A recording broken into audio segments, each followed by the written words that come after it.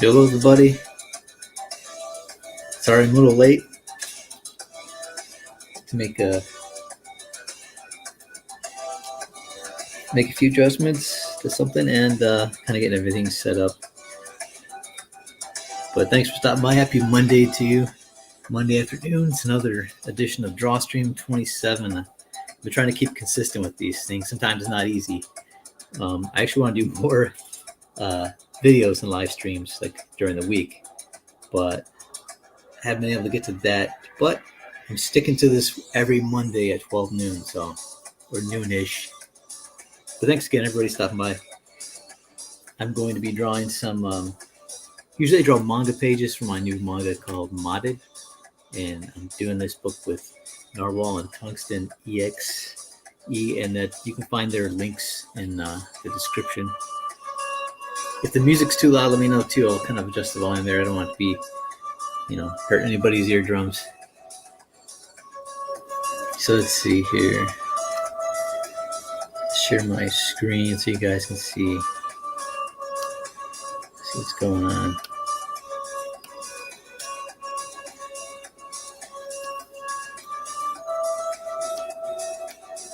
There we go. This is the piece I did for Drawn and Quartered, which is every Wednesday at 7 p.m. Pacific time. And we all did Fortnite. So we did our own Fortnite, our take on Fortnite. I do the character based off the skin. It's Cryptic. And that's the skin I actually use because I actually do play the game. And my nephew plays, and he actually got me the skin there, Hunter. So he's a good kid. So I'll play with him once in a while online. And so I thought I'd draw this for my drawn and quarter piece, and I got first place. Thanks everybody for voting for me, those who did. And I sent off a high-res image to the winner, because every Wednesday we pick a winner out of the comments section, and they get a print. In this case, he wanted a high-res image emailed to him, so I sent him that. So let's see here. I'm going to get started on... I didn't have any... I didn't have time to get my layouts going. I'll zoom in a little bit, see a little bit more of a close-up. What I did was I did a traditional. I did this pen and ink using the G2 pen. And I just did all the line work and everything, and then a brush to kind of do the black background. And then, of course, scanned it in and did the gray tones in Flip Studio here. And like I said, this is the character. I guess someone told me his name's Fish Stick. That's the name of the character. I know they have another version called Tuna Fish. And this girl is a girl I just created. It's almost like a little riff off my character, Agent Orange, but gave her a ponytail because I know one of the default character setting is like one of the female defaults is just a girl with a ponytail. But I gave her a little sword there. But we did these in 2 hours. Because you have 2 hours to finish. That's the contest rules. It has to be black and white. So let's see here.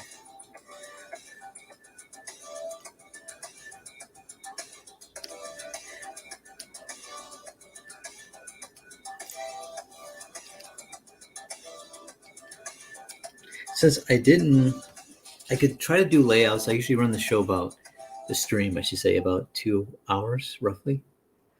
And I might only go for an hour and a half today. I don't know. We'll see. But I usually have comic pages. I don't have the thumbnails for them. I could thumbnail them out here. I don't know if you guys would be too interested in seeing me do just thumbnails. So I think I might stick to doing an illustration. And I was working on this one. Just based off a sketch that I scanned in. And this is when I first started doing some multimedia integration with these pistols here.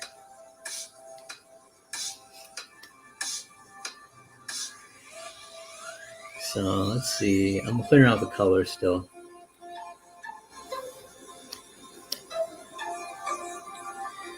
Playing around, see what I can do with the colors.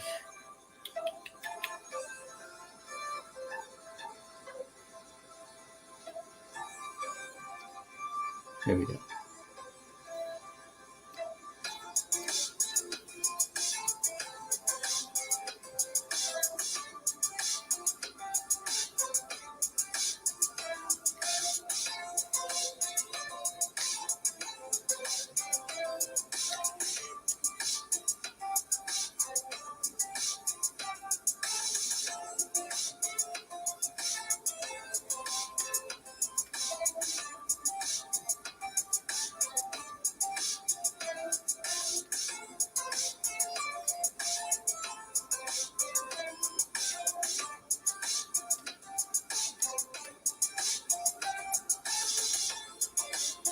I think I'm gonna make a new layer.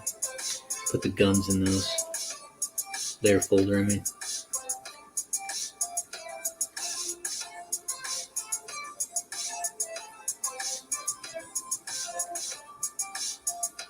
it used to be that I didn't see the importance of creating layer folders, and when you get so many layers going, it just makes it a lot easier to kind of keep track.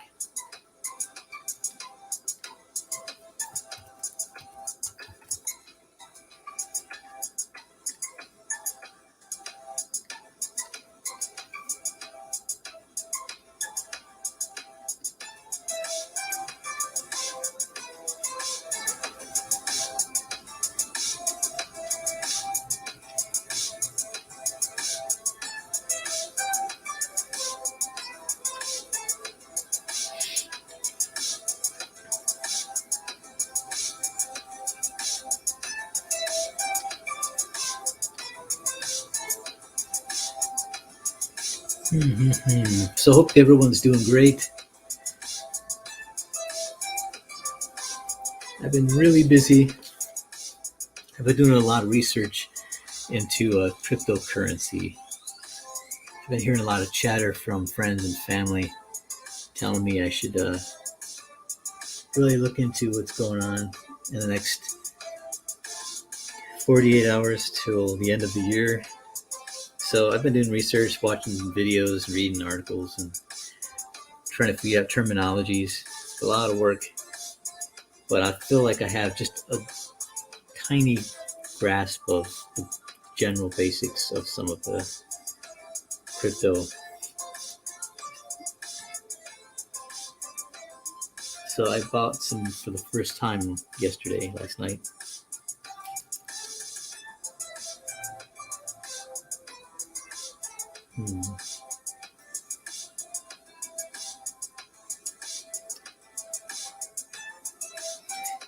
I'm trying to think what kind of colors go with this outfit. I kind of did flats, but I don't have an actual color palette chosen. I just kind of just throw on some colors there.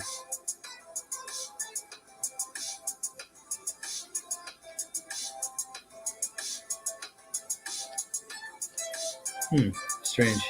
Oh, yes, okay. Let's see, suit details.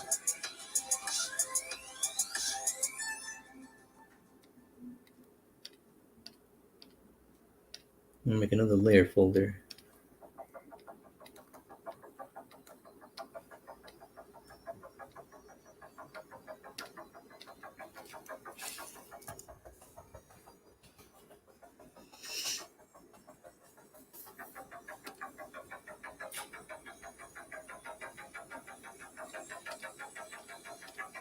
Here, you can see the outfit color. I'll pull back a little. Or the details, I say. I put in the gradient. Kind of playing around with it. Trying to figure out where these layers are now, because since I haven't worked on this in a while. So I'm trying to figure out where everything is. Looks like this is all the colors. So I'll play around with the hair.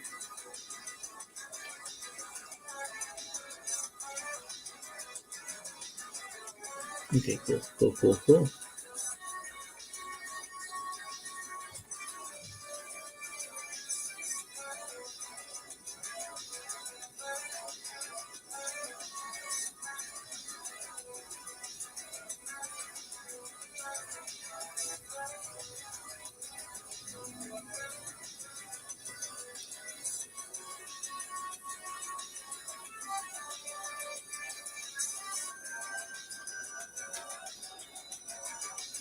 about that blue? I think maybe stands out a little bit better against the red, but I might not even keep that red. I might go with something else. So let's see.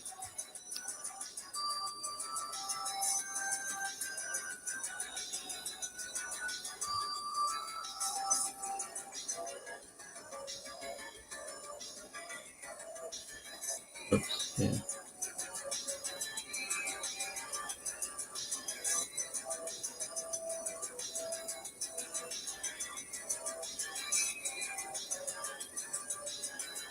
Purple's kind of cool.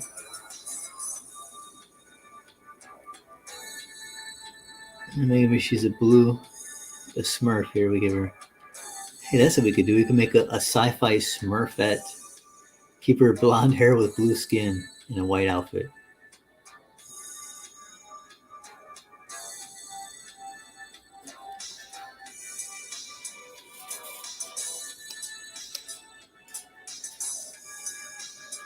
Jeff Potts, how's it going? Andrew Hayes. I'm not doing NFTs yet. I'm actually planning on doing some though. I'm getting together some ideas.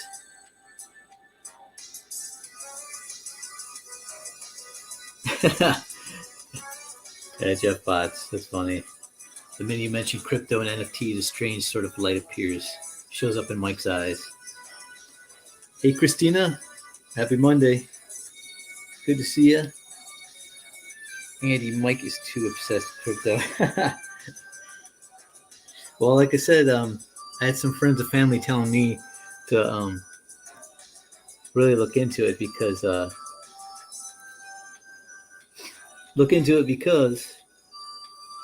there's a bull market right now, right? But it's only climbing upwards. So I was thinking, well, it's a bull market, so why even get it? Because it's, you know. But they said it's gonna keep going for at least another month or two, probably a month. They're telling me. And then one guy who's a crypto economist, I don't know what you call the terminology for those guys, crypto forecast.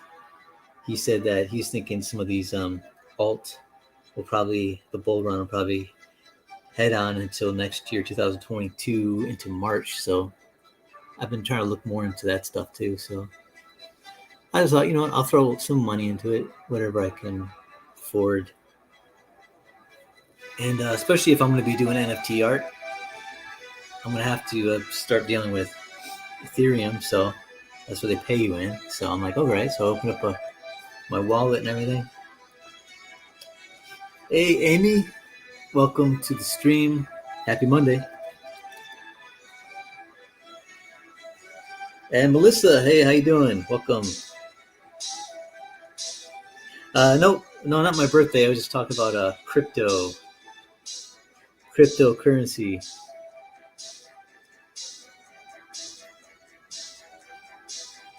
Hey, Scott Pickering. The comic book is modded. It's about an alien invasion that took place, and there's an alien champion who challenges any and all of Earth's mightiest warriors or athletes to any competition. I think he challenges them to 1,000 different of their own choosing, any competition or challenge. And so he's beating Americans, Chinese, South America. He's beating everybody, every champion from every nation, and he's winning at everything from poker to Parcheesi, Sudoku, and then of course, you know, sports like basketball, boxing, golf. He's just like good at everything. So he's beating them. And there's one group of NERF modders who think they can beat him if they challenge him to a NERF blaster competition. So this comic's about those heroes, and they're all uniting, trying to get their team together. But the thing is, you got to talk these like people who are calling the shots, you know, like for your country and the government, get them to listen to a bunch of ragtag NERF modders that they can save the world by beating him. So I'll show you a page here. I don't know if you've seen the page. Let's see here.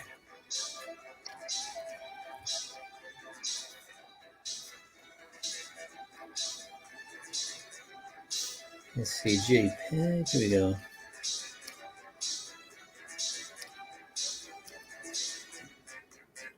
So here we have the generals hashing it out, talking. They have actually a Navy SEAL team ready to do NERF competition with this champion. In the middle of talking, they get sniped with a NERF dart, all three of them, right? And when they check it out, it's just this girl in a bunny sweatshirt, right? She's one of the NERF mods. She's from the team. The main leader of the team, his name is Lam, and the second right-hand man is Sunny. So Lam and Sunny, they're the best. And this girl right here, the bunny character, her name is Quick, and she reveals herself. Part of the plan is to show them how good they are, that they snuck up on military and actually sniped them. And they think, hey, someone's trying to do this to us. They take it very seriously, so they go after her. And her boyfriend or husband, his name is Quiet. So Quick and Quiet are a team. He's like a cat type of outfit. Now these are human beings, but they just have like these kind of personas with their outfits and stuff. So there's a pursuit.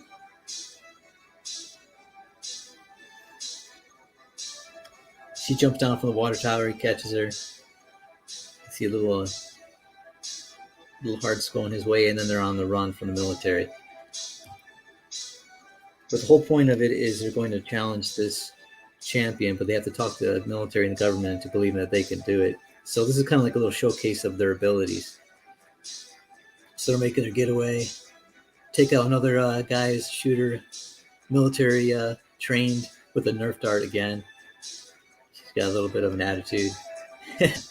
But they get cut off the roadblock, and then she radios into Lam, and their whole setup is to, like I said, prove that they can do this. So I'm towards the end of this book, but at the beginning, there's this whole setup with the characters and the champion. You get to see his abilities,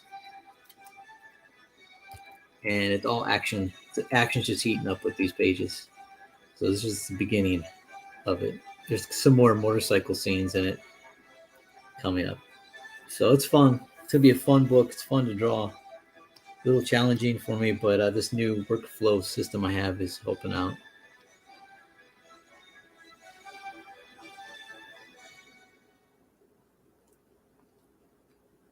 Oh yeah, happy Monday. That's what it was.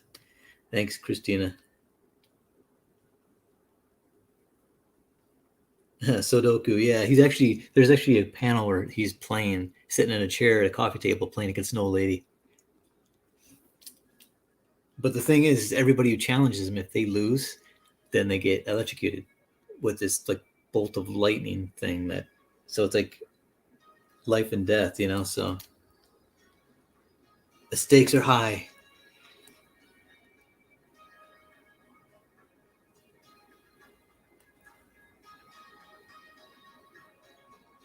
Yeah, Alpha Proto, the quick bunny, yeah. Well, thankfully she's not the quick bunny, she's just quick.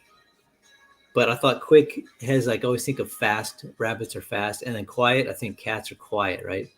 Quiet as a cat, like cat burglar. So I kind of gave them both those type of, personas in their clothes.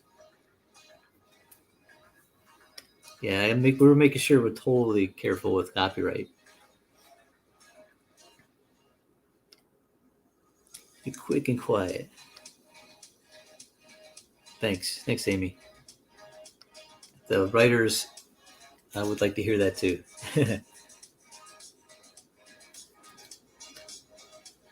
Yeah, thanks, Scott. Yeah, I wanted to make this. Like I said, the manga, what I love about manga is they have the most outrageous stories. Um, they're so weird, the concepts, but in manga, you make it work if the art's fun, the characters are fun to look at, and you're sucked into that world. You go along with it as long as it's entertaining, right? No matter how weird it is. So that's what my hope is for this book, is to take that.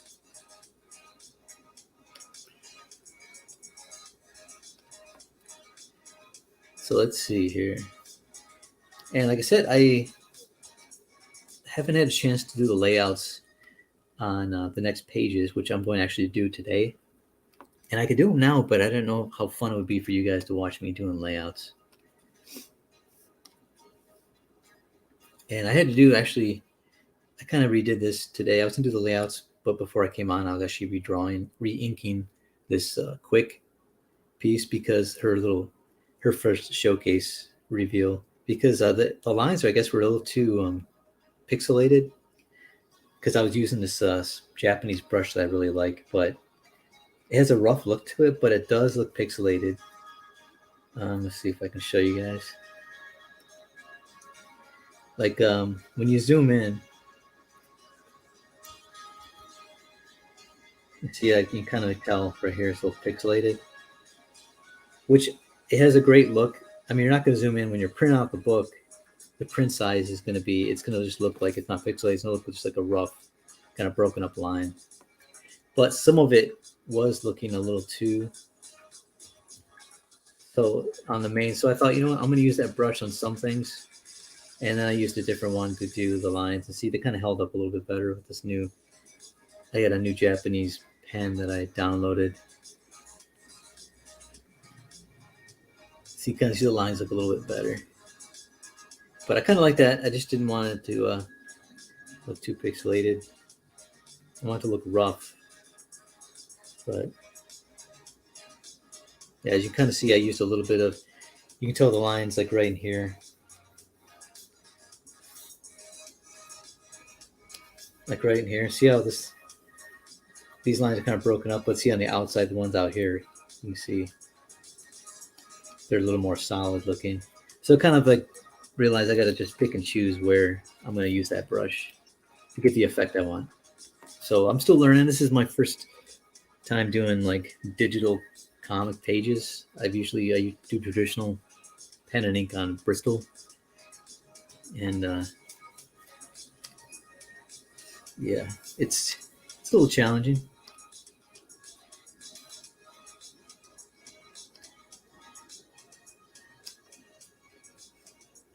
But I'm telling you, there's so much I can do on this that makes it a lot quicker. And I've really been enjoying it, and I've been learning a lot doing it.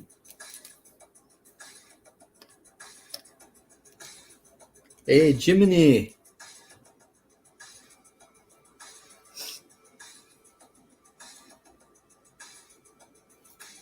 Jiminy's in the house. Jiminy, cook it.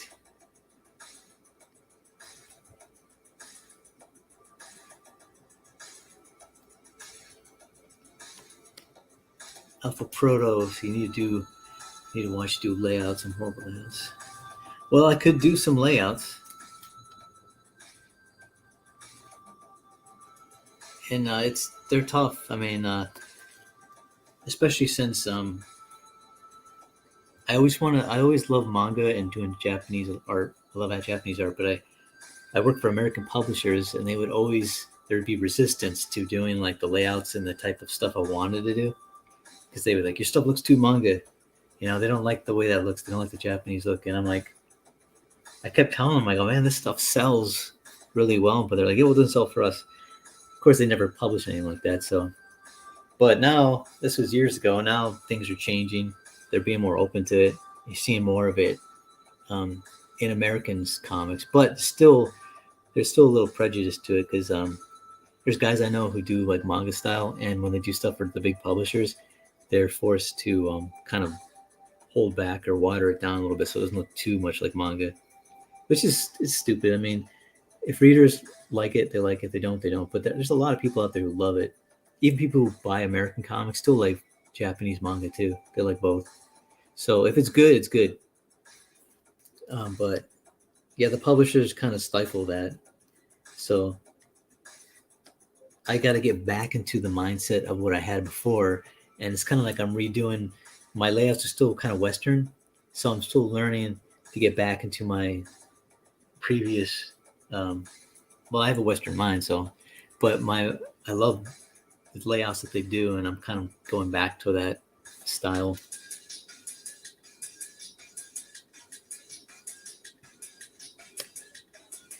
Amy, oh, it's black and white digital pen. No gradient to smooth things out. No, I'd like I don't want the smooth lines. I like the rough looking, not maybe sketchy per se, but some things I want to be kind of sketchy, kind of rough. Like right here, it looks like, I just noticed it looks like sketchy lines, but yeah, see how this is the actual, like, I did a drawing in pen and ink on paper, scanned it in, and then I cleaned it up, but I think I actually redid the line art in digital, with a digital, some of it, not all of it.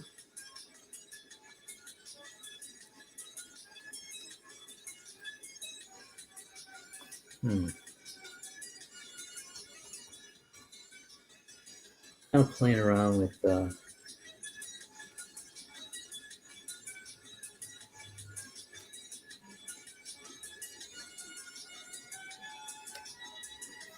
this.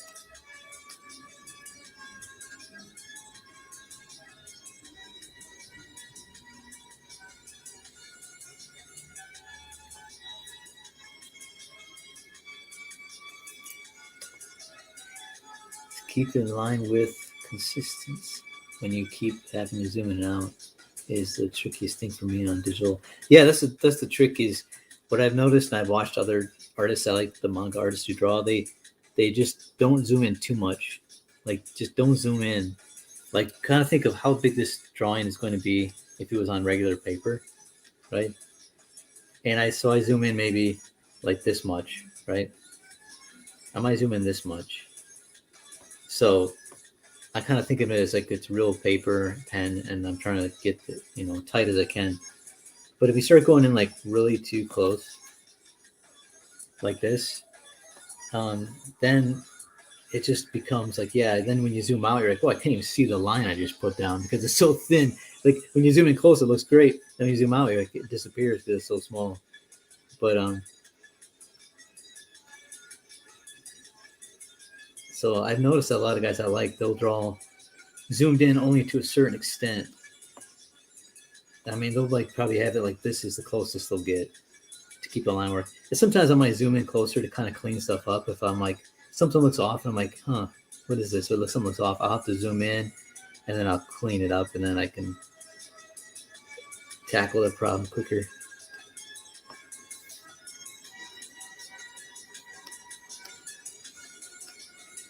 Andy, do you think you'll still do comics after the rapture?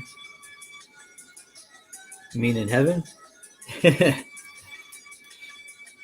I'll probably still be drawing,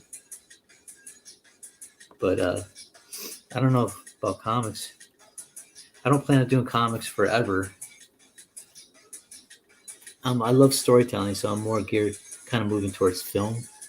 But I'm probably going to be drawing and still maybe doing comics, maybe not for a living, but still doing comics here and there.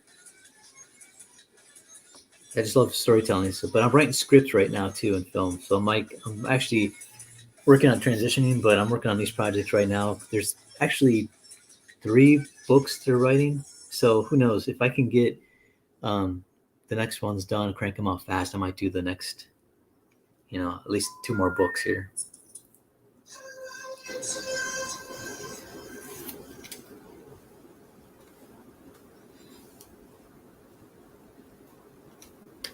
So you had a client once that said they didn't like anime style because it was copywritten by someone. What? That's funny. Oh, the fire safety guys. Fire safety.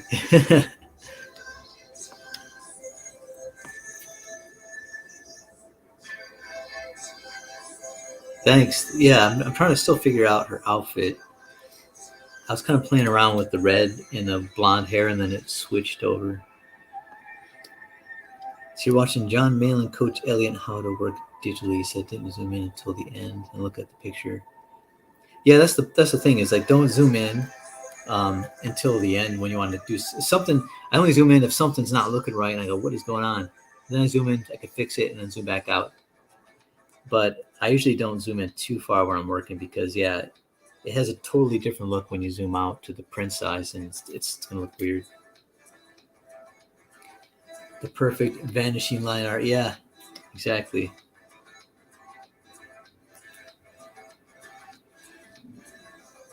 Yeah, I would love to do animations too. I mean, I've done animation work, but it's so much. I mean, comic books, drawing comics is work, but man, drawing animation by yourself, that's crazy work too. That's a lot of work. A lot of drawing. See the gifts and calling of God outline hands. Yeah, it's funny is I was about to because I feel like for a long time I feel like film is where I'm supposed to be getting into, and I've been kind of missed the boat on some things, but I keep still feeling that call towards film. So um, I started getting back into writing because I was thinking, well, what should I do in film? And I didn't know at first, like in high school, I'm thinking, well, maybe I'll be doing storyboards. And then I thought, well, that was cool, but I'm like, I'd rather be doing something like being more part of the film. So I thought on the set, maybe I'll be the cameraman. And then I realized the cameraman is like works for the director, and the director kind of tells him where he wants the camera. And I thought, I'd rather be a director. But then I thought also I'd rather have a say in how the story is going, how the story should be written. So I thought maybe I should just write and direct. And that's when I finally realized that's what I'm going to be more geared towards. That's what comic books is, kind of like you're a writer and cinematographer and director on paper. So I'm writing scripts right now. I've been writing for a long time, but I almost gave up drawing because you know what? If I go into film, I'm just going to write and draw. I mean, write and direct. So why care about drawing anymore? And like God was like in my heart was kind of like, you learn all those skills for all those years, and you can just drop it because you could actually utilize that. I'm like, yeah, that's right. I could do my own storyboards, my own designs. But yeah, a lot of my favorite directors are actual artists too. Like you got James Cameron and Ridley Scott. They're both artists. They draw their own storyboards. Um, yeah, a lot of those guys that like do it themselves too. So Christina, you're doing some drawing exercises from Jason Brubaker's cognitive drawing book. Oh, that's cool. Practice drawing people. Nice. Yeah, Jason Brubaker is cool. I haven't seen him talk to him in a while. I think he's only doing Patreon. See, trying your hand animation in Moho. See how it goes. That's just why I study in school, but I'm not a people person, and you need people to make movies. Making movies alone is just as bad as animation. Yeah, definitely need people. And I'm like by nature, I'm pretty laid back, easy going, but I'd rather, I guess, work on stuff alone. But you have to work with people, and if you work with people, you're going to run into some conflicts. I mean, that's just part of life, right? Human nature, disagreement. So over the years, I've been trying to step out of my shell and just learn how to deal with people and work with people, and even people who are disagreeable. And I think my temperament is I can do that pretty well. As I get older, I feel like it's sometimes a little more difficult because you kind of like become more stickler for things, but it's a work in progress dealing with people.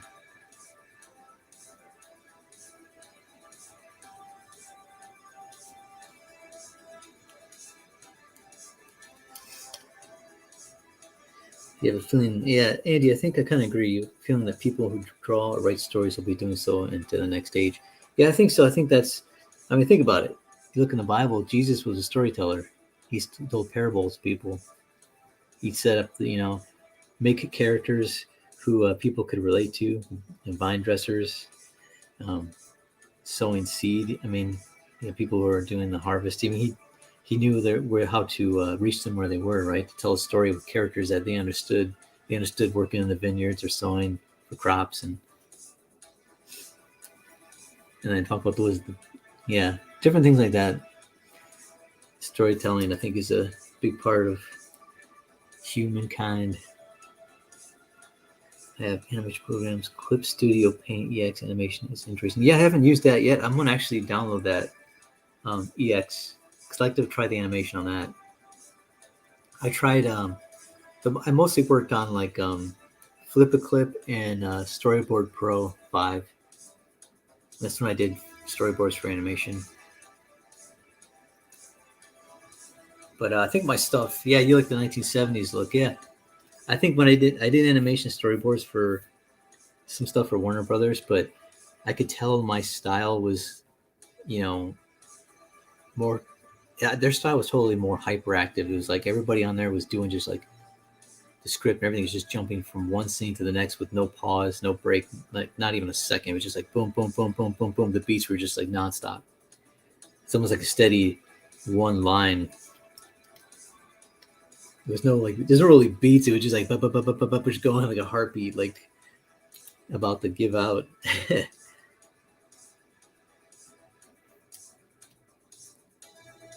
Yep, yeah, that's good. Discipline. That's what all of us artists are working on. At least I'm working on that myself. Discipline, discipline.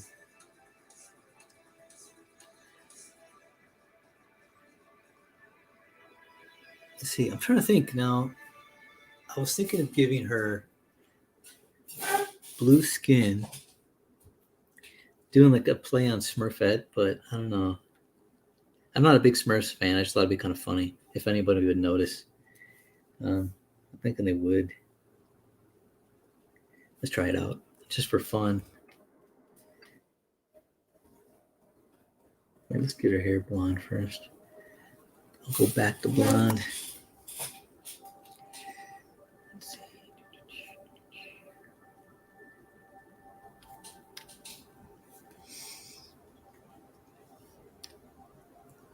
Let's try the skin. Oh.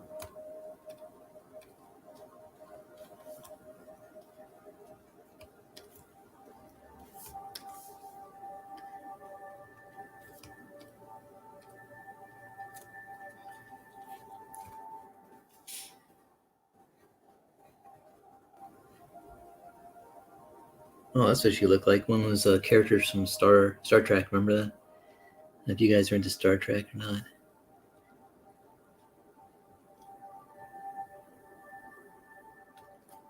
Like if she was Smurf, she would be really blue.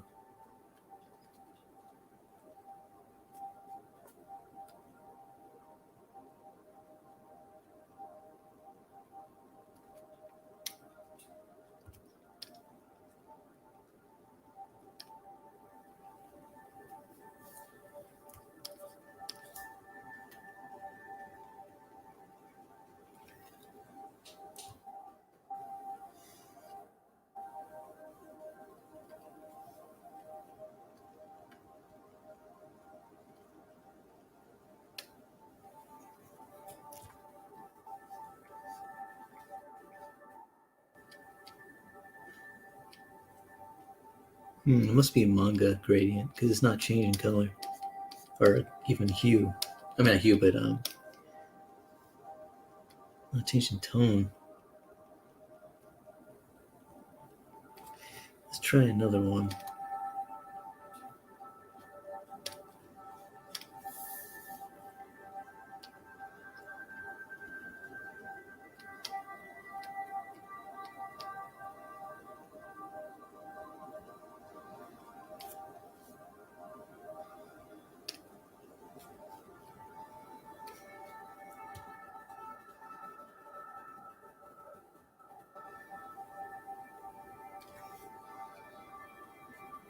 Oh, that's a different take. Oh, I just noticed her skin.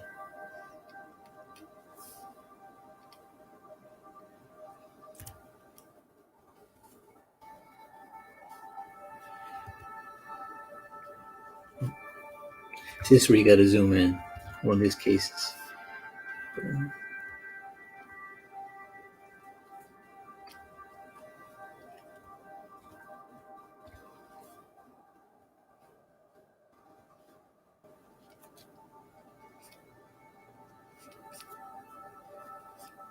All those changes of color. So you can see tiny little imperfections. And part of me is kind of like, I got to fix all this. But in reality, when you print it, if you're not going to blow it up on some giant canvas, it doesn't matter because you're not going to be able to see this. even on the web. Let's see, your skin though looks. See, it's funny on my tablet. The colors look totally different than the actual computer monitor. So I'm not sure what you guys are getting when I do this.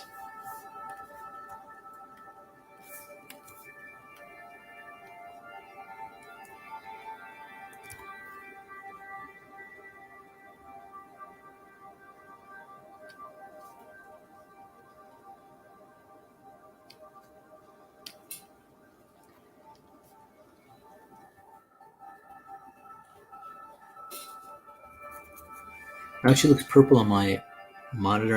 On the monitor, she looks blue, but on the tablet, she looks purple. So I got to figure out this setup.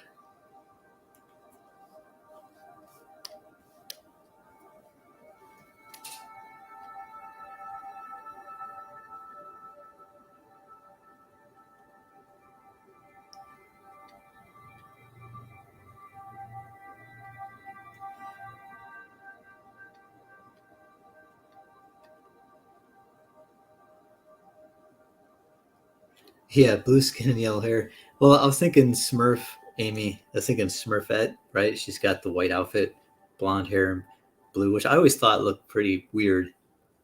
I got the white hair, but maybe they figured she looked like she's supposed to be old if she had white hair. So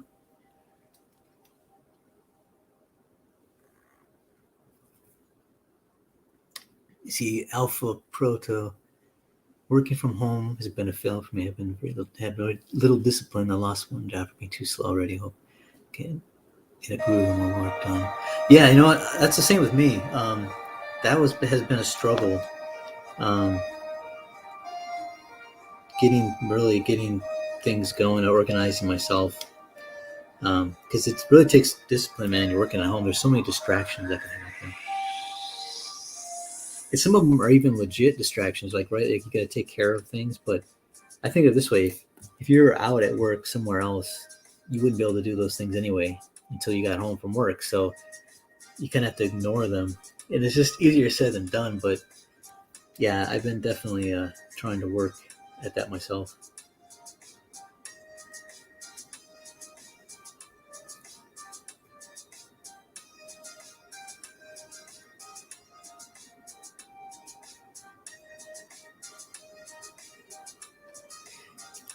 Gray with green pieces. See, Christina Lynn. I've watched a few seasons of the original Star Trek and Next Gen. You think you like TNG better? Yeah, no, I think it's true because maybe the old one maybe it might be a little too retro looking to get sucked in. But I watched it maybe like a couple years ago. I used to see him over the years. My mom liked it, the original one, and I just sat down and watched him like a couple years ago on Netflix, and I was like sucked into it. I was like, whoa. But I kind of started backwards. I started with TNG, then I went to like Voyager and Deep Space Nine, which I only watched a couple before, and I went through all those, and then I watched Enterprise. No, then I watched the original series. Then I went to Enterprise, and that was kind of weird order, but I liked them all. But I think Captain Kirk is my favorite captain. Well, yeah, he's definitely my favorite captain. Deep Space Nine is fun though too. Yeah, I liked Cisco. Yeah, I think I might soften her color up.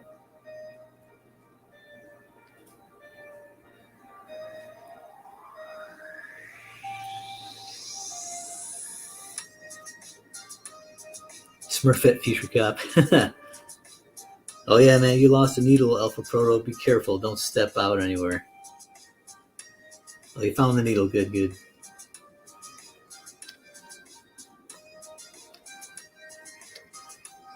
Okay, let's see here. I'm going to... Yeah, I think I might soften up her... Try to soften up her skin. Let's see. Lighten up a little bit.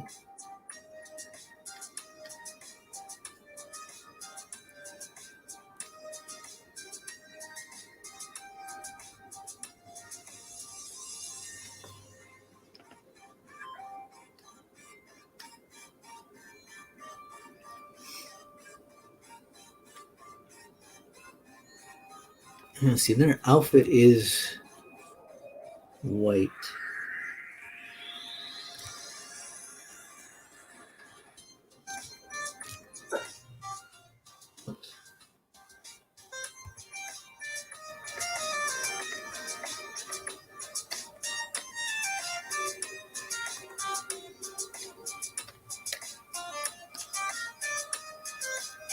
So there's the white. That might actually look kind of cool. Kind of give her the Smurfette look.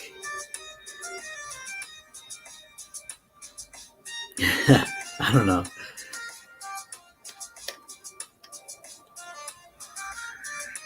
I'd have to reverse, I think, the gradient on there maybe, or lighten it up.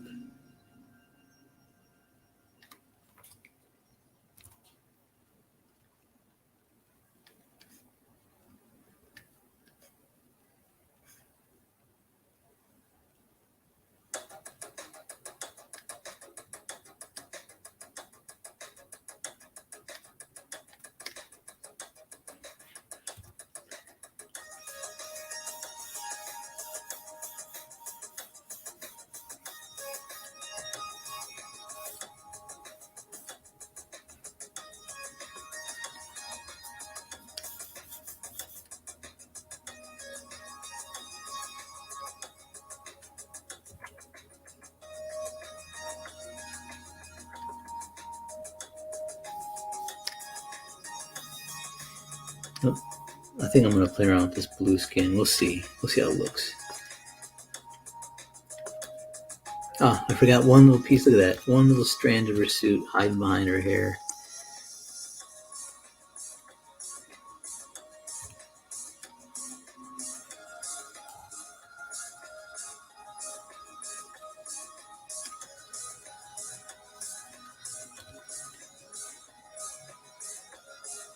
Okay, there we go. There we go.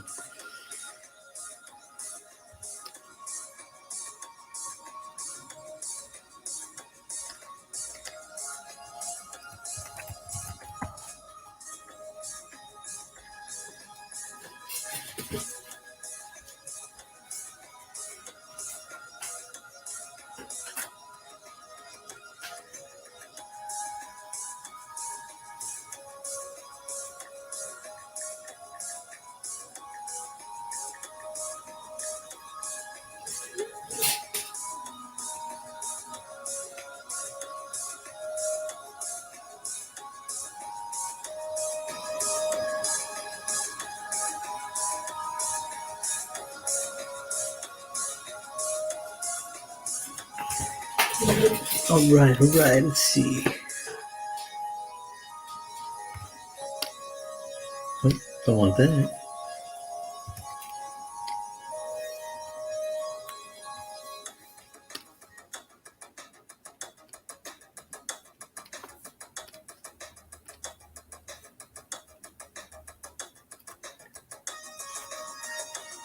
Yeah, I haven't watched any new movies lately. I did watch. Well, I watched a movie that was new to me, but it was from 1992. Had Jim Belushi and who was it? Jim Belushi, Sybil Shepherd, and Sean Young, and what's that comedian's name? His name is Lewis. He's always the one that's always acting stressed out. He always wears like Converse high tops and a trench coat. But yeah, it was pretty. It was a funny movie. It was like a kind of like a John Candy was in it too. John Candy, you can't forget John Candy. And it was pretty funny. It had that classic kind of like 80s feel to it, early 90s.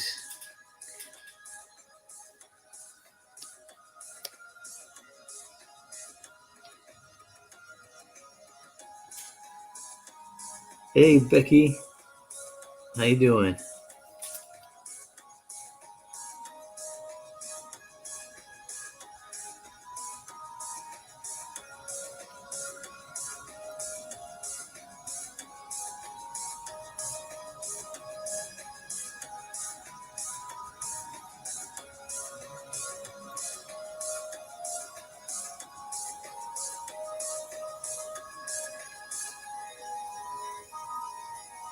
Cool. Thanks. Yeah, a little bit lighter. Thanks, Amy. Yeah, let's see here. I'm gonna give it a little bit of a different tone still. I should say hue.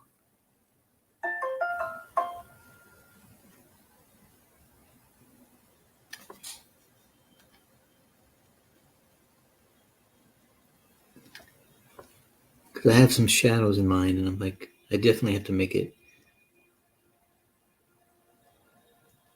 Let's see. Okay, there we go. Now I'm gonna go for the shadows. Let's see, shadows.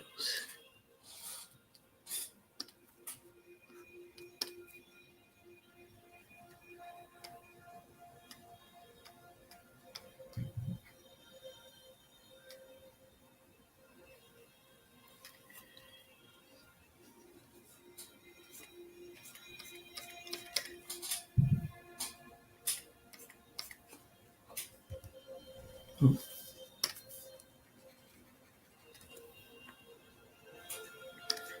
And with these, I'm just gonna add in some really fast kind of block in shadows.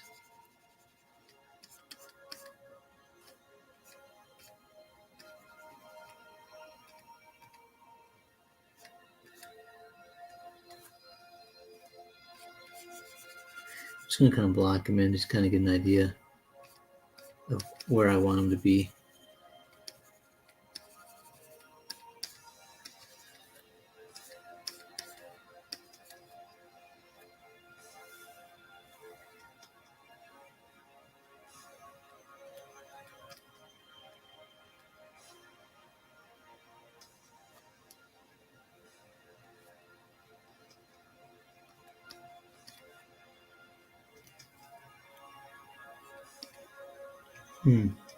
Over the line.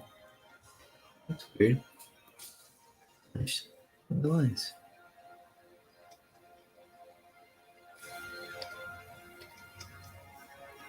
Is that going? It looks like it's going over the line, but I guess it's not as weird. From the zoomed out view, it looked like it was going over my line work.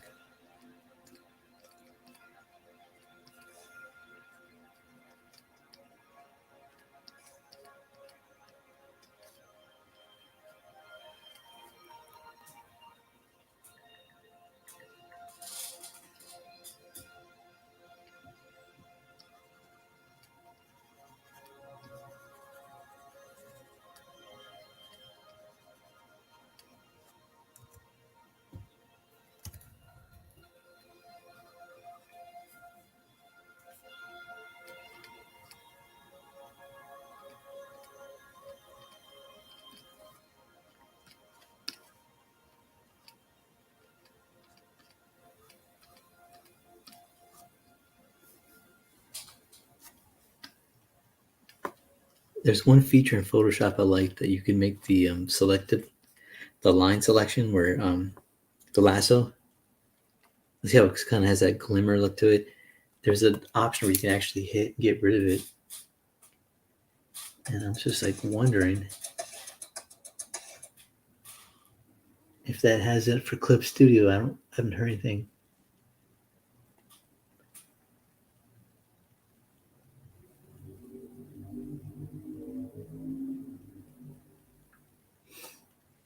Let's see it.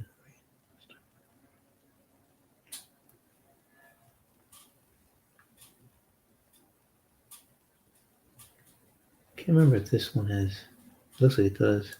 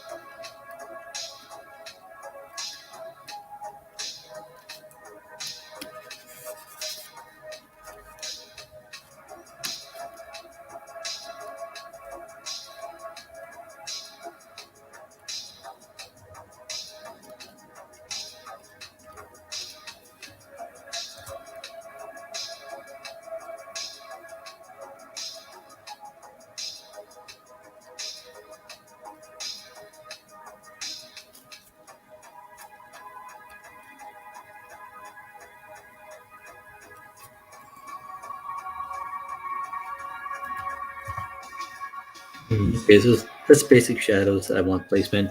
And then I can always zoom in and tighten up on them, but I just kind of want to get the placement first. Let's see. Now I'm going to do the hair. I'm actually change the hue a little bit.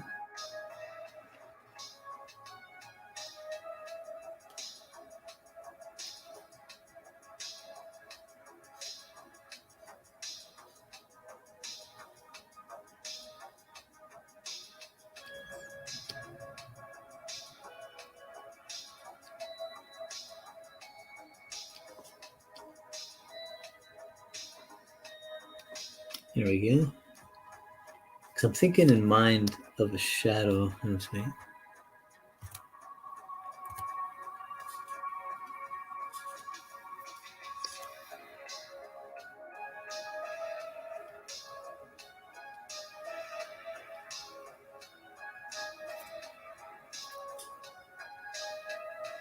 Oops.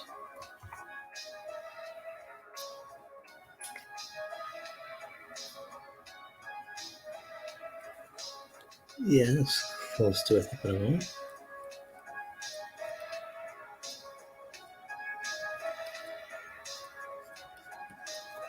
See, I kind of do them zoomed out because I'm just trying to block it in.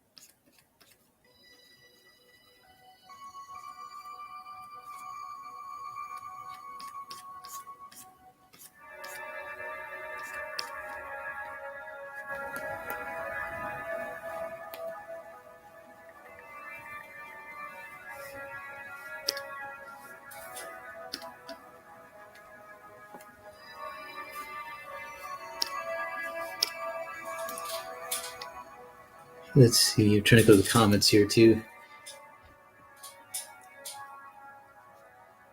How do you like? Is it funny, Amy? How do you like Space Cop Smurfette? That's funny.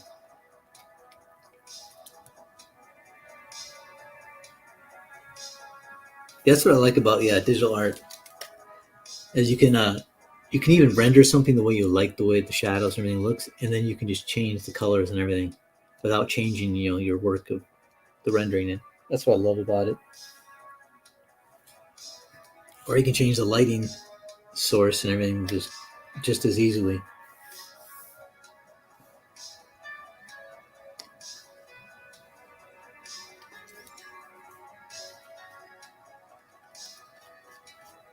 But I think most of you know or have heard me say I started off working in comics as a colorist.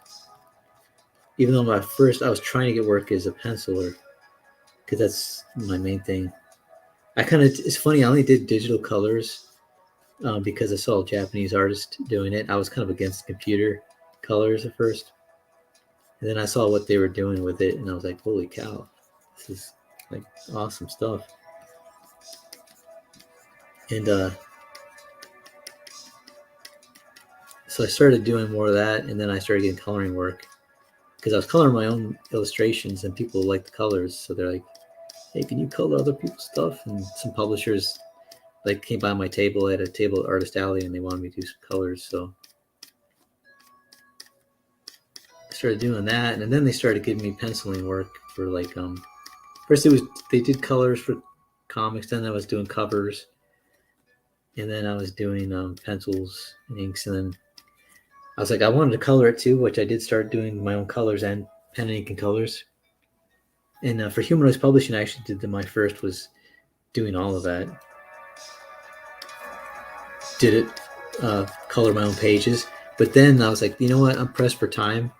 And so I got my brother Mikey, and he started. I was showing him how to do digital colors, and he caught on super quick, and he started helping me First, he started helping me just, try to finish deadlines on different color jobs. And then I was like, you know what, he can color my pages because. And then at first, this is bad, but I was thinking I could tell him what to do. He's my brother, my younger brother, right? And then I realized, hey, he's got his own vision on things, and you can't tell other artists what to do creatively without having a negative response, right? So we got in some arguments and stuff, and I realized, I got to learn to trust his. And it's going to be different than what I would do because he's a different person. So, but I learned to trust it and actually enjoy seeing the different outcomes. So it took a while, but then after a while, I was like, man, I didn't want anybody else to color my work except for him. So I try to bring along on most projects.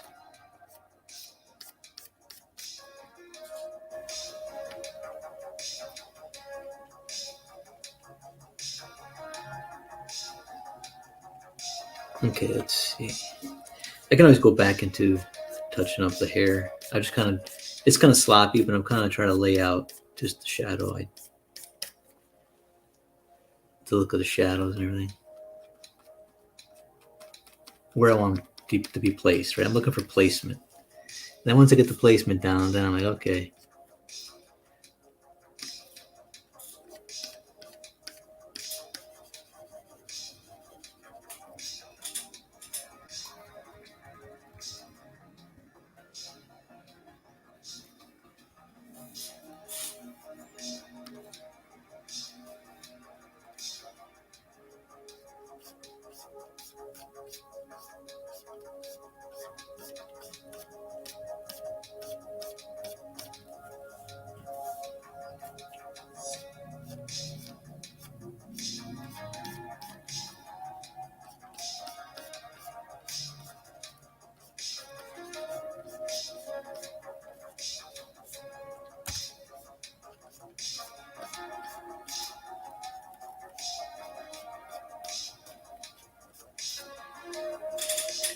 Okay, so I think I'll go into the costume part here. Start doing some shadows.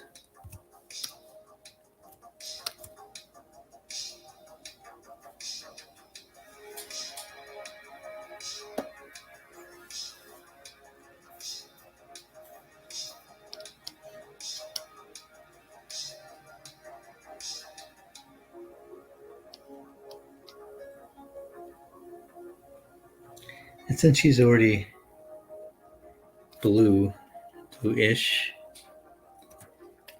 I'm gonna kind of do more of like purple type of shadows, but I don't want to be too dark though. Use gray, but more of a purplish hue or warm hue to it. It's the opposite way. I'm trying to think of the light source here.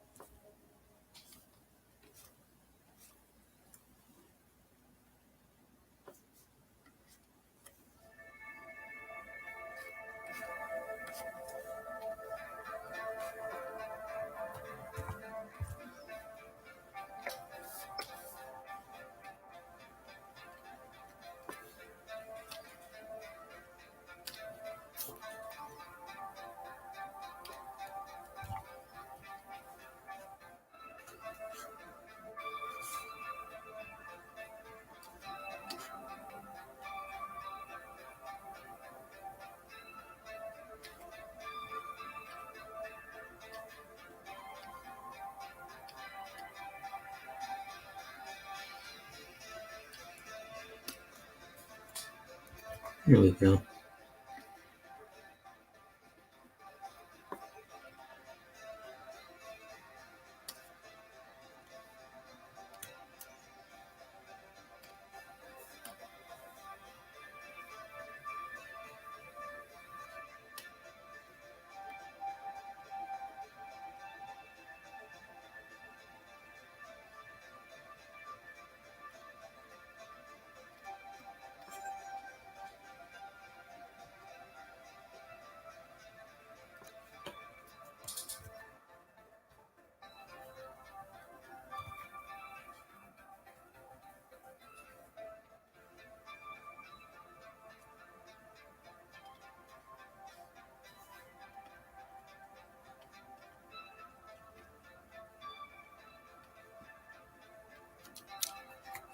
Let's see, I'll go back to the comments and make sure I keep track of who's here and who's saying what.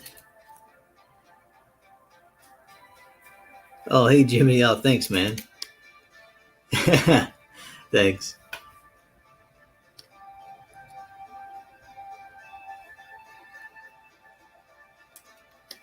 Yeah, siblings. Yeah, siblings make good teams. There might be some, like, disagreements or friction or whatever between each other, but uh, if you have a good relationship, which my brother and I do, it's like, yeah, I mean, you work through it and you learn, and you learn to appreciate each other's differences instead of being like, irritated by them. You're like, you know what? I'm actually glad. I still, even before then and after then, I still like show my brother my art. Like, what do you think about if I add this? What about this color? Or what about, and he always looks at it and he'll give me his opinion on stuff. And he'll do the same with me. And, but yeah, we just kind of go back and forth. It's good to have somebody to bounce off. And I also do the same thing with Becky. I'll ask her, if I'm doing a page, I'm like, how's this look here? Does this look readable? Sometimes she'll inadvertently say something about the art that makes me realize I have to fix it. And it's funny how at times when you're an artist, it kind of irritates you, but then at the same time, you're like, I'm glad someone said something because now I can fix it here. And I didn't notice it. So Modded's going to be in color. I'm not going to be coloring it. I believe NARWHAL is coloring it. Tungsten, NARWHAL, both. Tungsten doing flats. But yeah, thanks, Jiminy. Yeah, if everybody could like and share the video, if you have a Twitter or Facebook or Instagram. I don't know if you share on Instagram, but any of those platforms, Discord, feel free to share it. I'm on Discord too. I haven't created my own Discord, but I'm on a couple of different pages. And so I'm still kind of getting the hang of that too. That's kind of still new to me. But yeah, thanks for liking the video too, you guys. I appreciate it. I know I don't say that enough. I'm not sure what I get out of it, but I think maybe it generates more interest, more coverage, like in the searches. I think that's maybe what it does.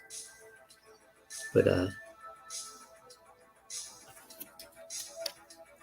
see, Matt, when you were working retail, did you find time to do drawing and comics? Yeah, actually, when I was drawing a comic book, and then the company started filing bankruptcy, so it was a big publisher in Europe, and they stopped sending me my checks, so I had to get part-time retail work. And I thought, well, I'll probably do this for a couple months and ended up being there for a few years. And I was actually enjoying it because I was working at home for years and meeting people in a new city. It was like exciting kind of way to me. But then it got old real quick, and and I was putting away in the store I was working. I was putting away graphic novels, different graphic novels of artists that I actually knew.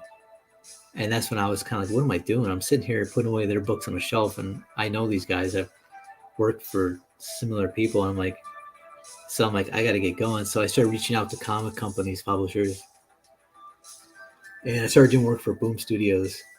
And I thought, okay, they said they offered me work on a book, and I go, okay, if you pay me, I thought in my mind, I calculate if I get this much money per page, and I get this much in a month, it'd be the same amount of money I make at this retail shop, which isn't tons, but I thought then I can quit, and at least I'm making the same amount of money. So I told them what page rate I wanted, and they're like, all right, they agreed on it. So I quit the job with no promise of any books beyond like a 4-issue miniseries. So if I had 4 months of pay, and I thought, okay, I can do this, and I can branch off. And it was a struggle, man, but it was struggling drawing while working the job. I did it for a few months while I was working on the first issue. I should probably only worked for maybe like a month on the book. Not even a month, a few weeks, and I just quit the job so I could work full time on it. But I was trying to do the book after I got home, and it was just for somebody like me who, man, when you do retail, you're tired too at the end of the day and you just want to do nothing but relax. But then you got to draw, and that's tough to do. I admit that. But I heard one guy, he did, was a Spy Boy comic. He was going to college, working full time, and drawing the comic at the same time. I'm like, man, I don't think I'd be able to do that at all. But I was impressed, so I forced myself to work on it until I realized, you know what, I'm just going to stop. Hey, how's it going, Josh? Good to see you. Welcome to the stream.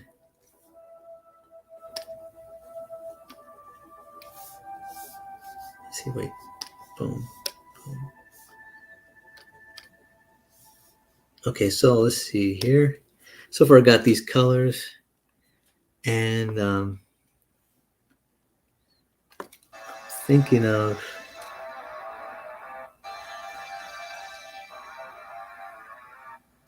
I'm gonna put some shadows in now from her suit.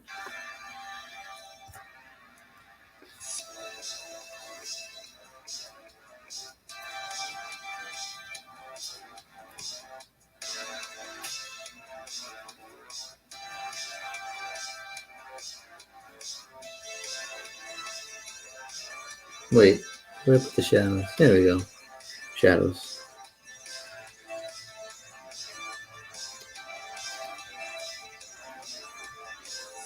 So again, I'm just gonna block them in, and I'll try to make them look more tight later. But right now, I'm trying to figure out what kind of lighting I want.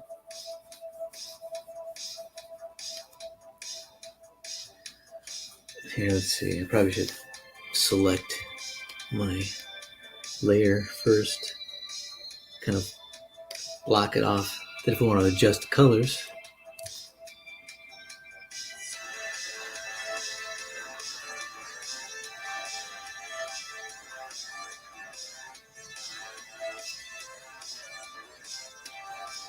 there we go.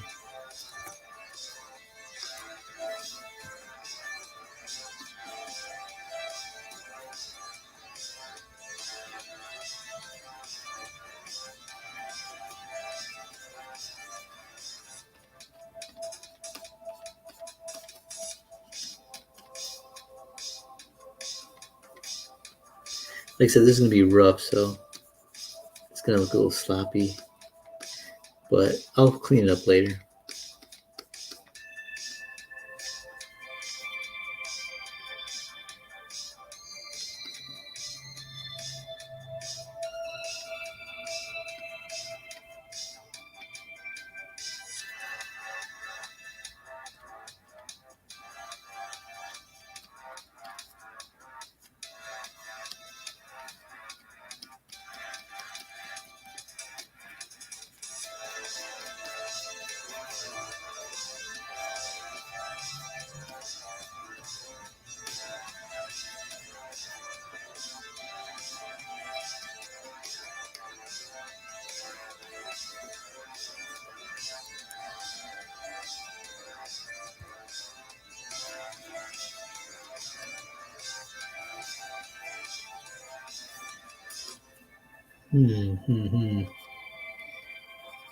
I'm probably going to do some color illustrations for modded though, like do the drawing and coloring for it, just for like maybe some pinups or the cover.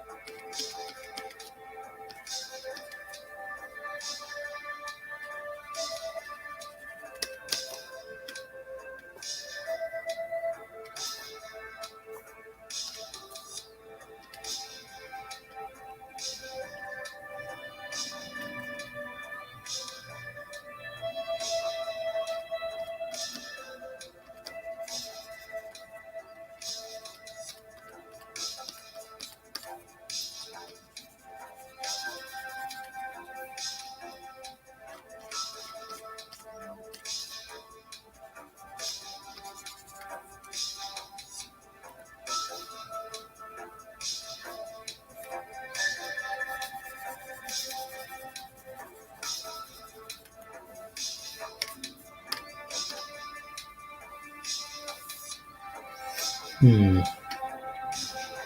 we go. Starting to get an idea now for the shadows.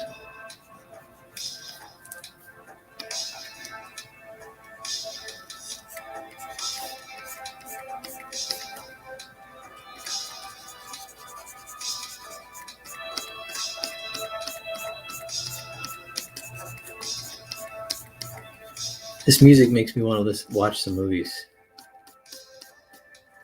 Actually makes me want to start writing. I do like listening to this kind of music to kind of get when I'm drawing, because I actually get ideas for stories just listening to music. I don't know if anyone else is the same way, but I'll listen to music and I just all of a sudden start seeing all these visuals and my mind starts creating stories. Like I'm watching a movie in my mind listening to this.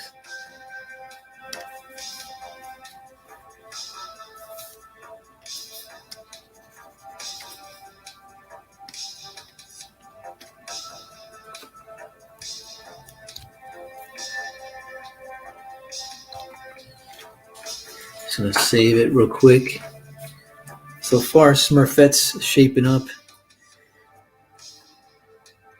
Smurfette 2122.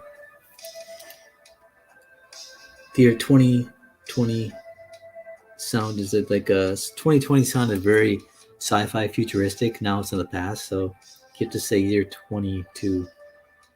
2222, right?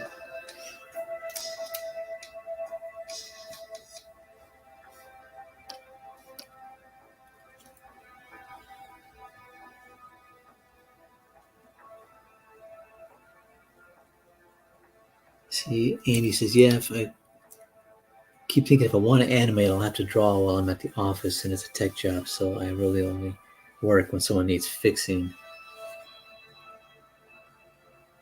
See, yeah, so when you use the same drawing for NFTs and just color, change the colors and weapons in their hands. Yeah, that's the thing is MTV, you can just adjust the colors and just different weapons, holding different things. You can even change, like if you wanted the arm positions or hand positions. So I'm thinking of what to do for my NFTs. I'm kind of getting some ideas together. In my mind, I'm kind of thinking, of course, more of a manga type of style that I think more people are kind of getting used to seeing. Even if they don't know what manga is or anime is, they're used to seeing it, and they even like maybe some emojis they use on their phones or social media, something that's funny. Oh, thanks, Amy. Thank you.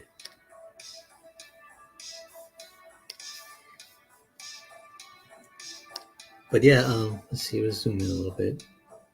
See, you can kind of see the overall like shadow placement with this far zooming out. But you zoom in, you can see all where I have to clean up and make it. It's all rough, right? Look at that. See, it's all rough. There's some spots missing, but I got a lot done by just doing it rolling fast, zoomed out. And I got to clean up stuff, but it's going to be a lot easier now knowing exactly what I want. I'm not going to spend a lot of time trying to figure it out close up and then changing it and go back and forth. I kind of have a broad stroke of what I'm going to do here. Totally different look than I was thinking. I was thinking, like blonde hair with a blue suit or blue hair with the red, or I was thinking something totally. I never thought blue skin, but I think I might keep it. Thought it was a joke, but I might go along with it. Maybe she's an alien. I can't really call them those aliens from Star Trek. They have the white hair. If you looked at the original Star Trek, had those aliens with the blue antenna. They had the blue face, blue skin, white hair. But they also brought those characters or the alien race back for Enterprise when they did that show with Scott Bakula. And that was actually, it was getting really good. Like that series, when it was getting towards the end with those giant over story arcs where it was doing with time travel and some dangerous threat from the future or threatening the future, it was getting cool. And they brought back those aliens with the the blue skin antennas.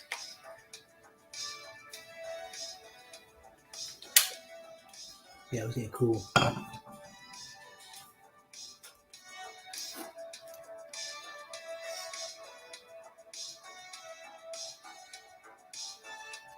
Okay, let's see here.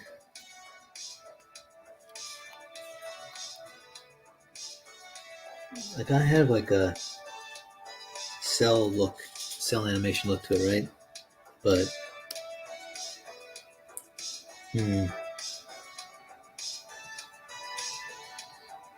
like going to head out to get some coffee, huh, Amy?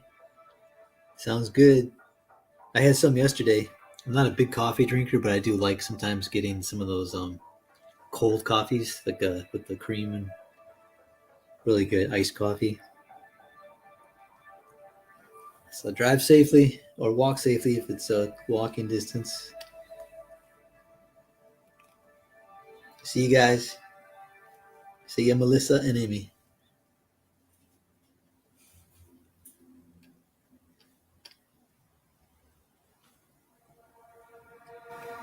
So yeah, I think I'm going to see how much time do I got on this video, because I usually do about 2 hours, and I can't find the time. Where's the time on this thing? Oh, here it is in the corner. I got a little time. Okay. Okay, now she has green eyes, but what if I gave her some totally different eyes? I've been going different direction on all of this, so I'm gonna do the same thing with her eyes.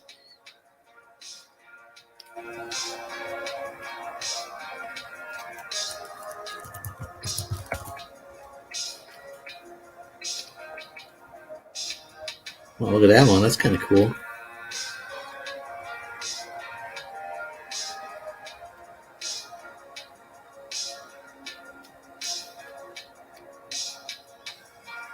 There we go. That kind of this is a nice smooth look to it. Let's see here. Her eyes. Remember, put your mind back on the eyes. Okay, the eyes. The eyes have it. We'll go back. Colors. Change the eyes.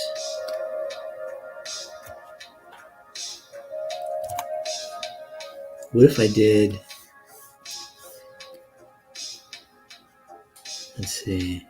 I like the slider. Look at that. You can zoom in and out. Red. That'd be kind of cool. Or magenta. Like, yeah.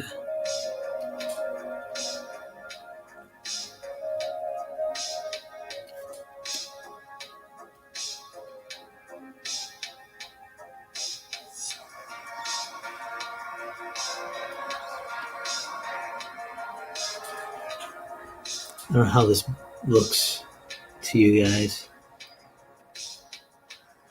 To me, it looks like it's not too saturated, but maybe it's super saturated on your end.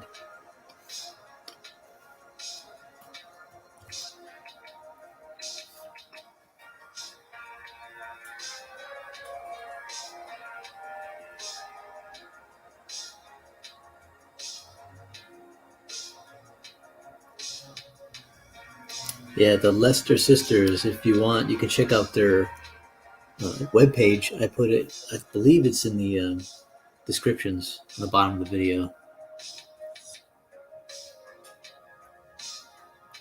It's like a writer animation duo, sisters. It's funny. I feel like that way with my brother. Like I'll work with him on a lot of stuff. He'll do the colors, I'll do the art, line art, or he'll write the comic and I'll draw it. Okay, I think I'm going to give her these color of eyes, and I'm going to try to do some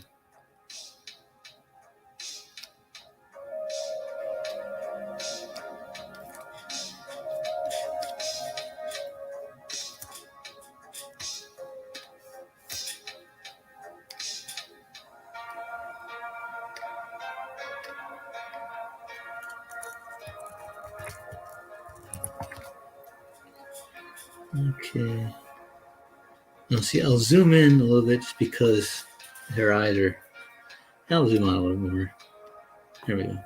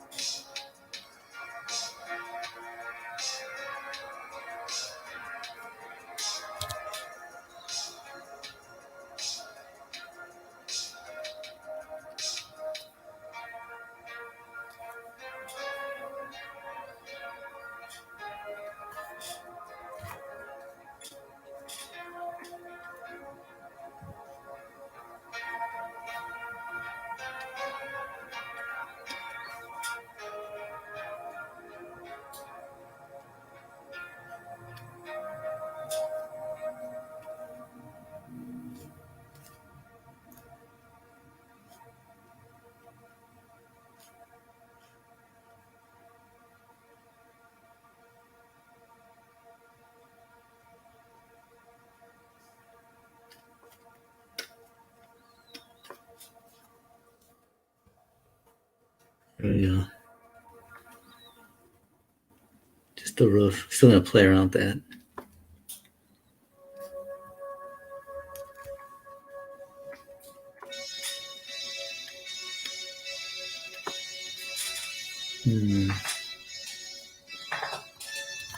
I gotta save. Always remember to save when you're working digitally. That's one thing I have to always remind myself. Save it.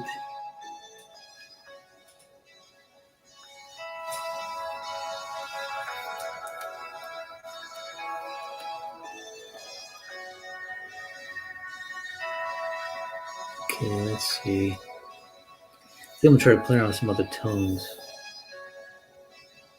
Probably hues.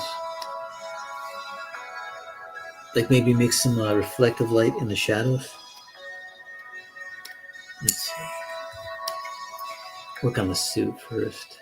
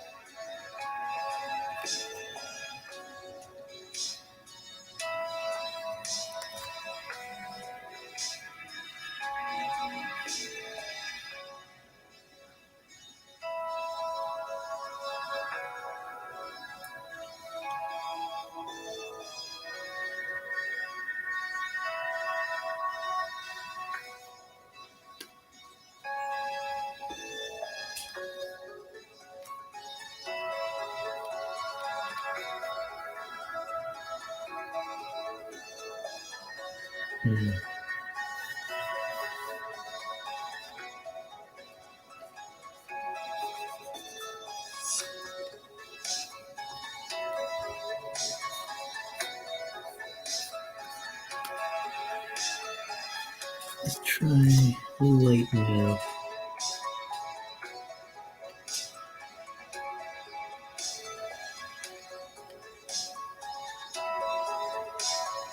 Ah, I get it.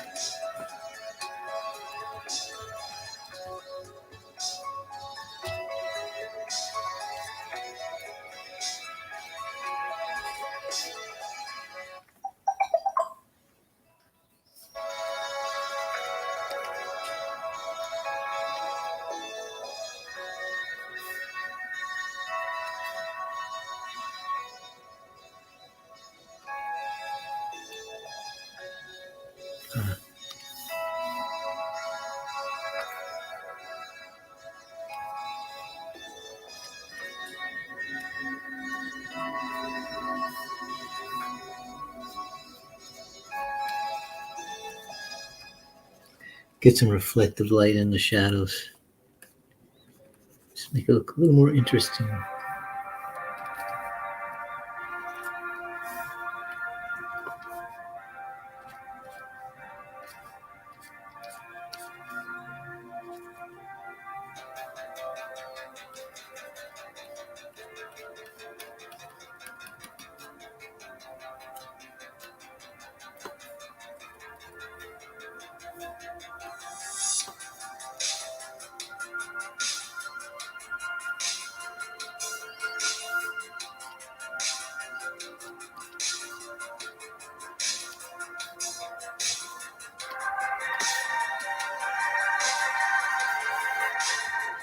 There we go. A little bit of reflective light. And maybe I can give her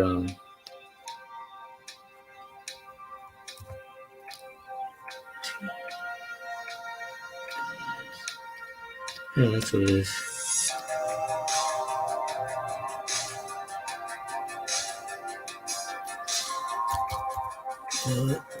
I have to actually do this by hand.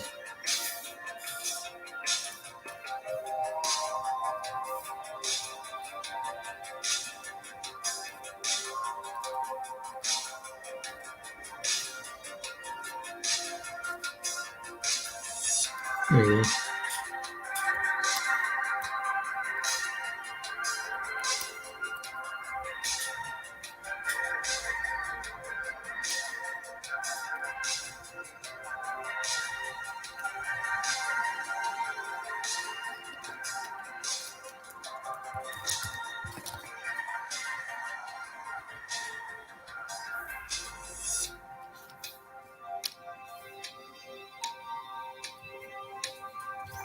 Maybe we'll make that like a light on her chest, like a readout.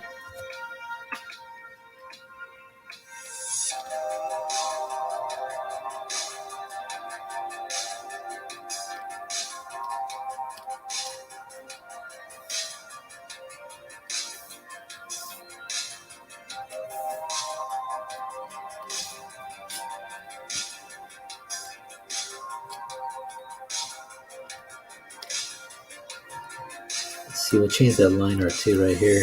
Make this look a little bit, we'll make it look like it's glowing.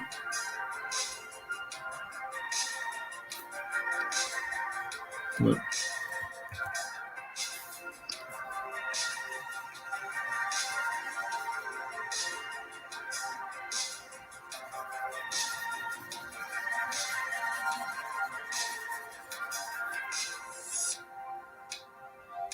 There you go, makes it a little more sci-fi-ish, right? Except we should probably put a little glow on this thing.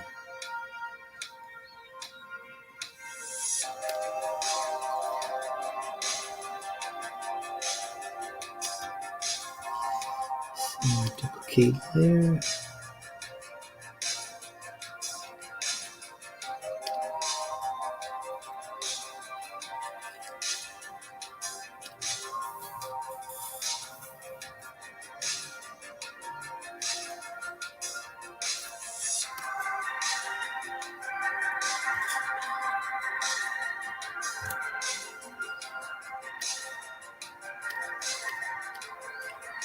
Okay, so I think if we,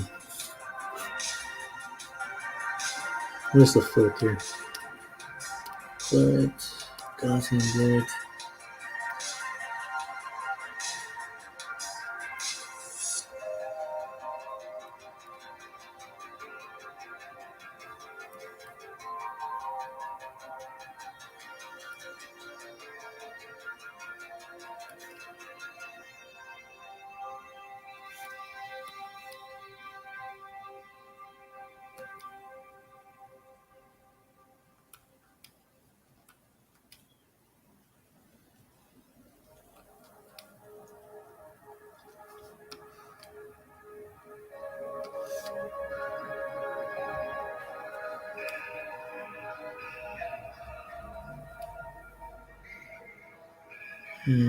Come on.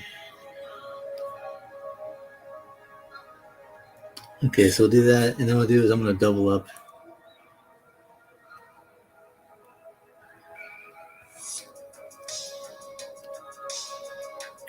want that.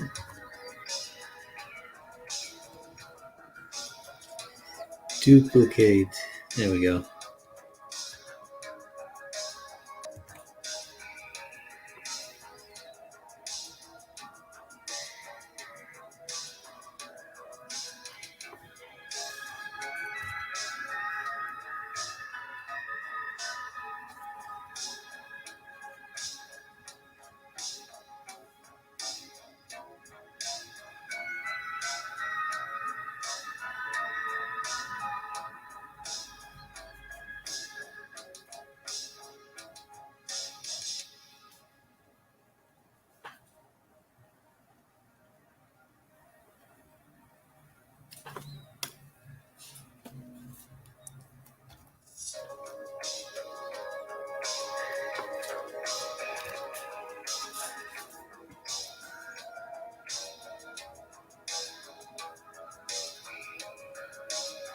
I might give her those little like bolt things on her shoulders. Maybe I'll make those light up too, since kind of balance out that chest plate.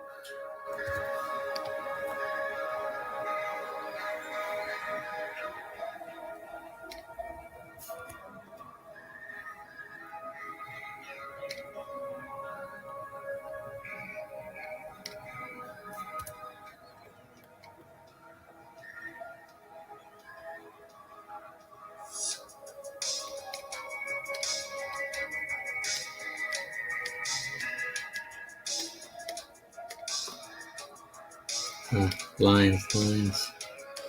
So many lines. There we go.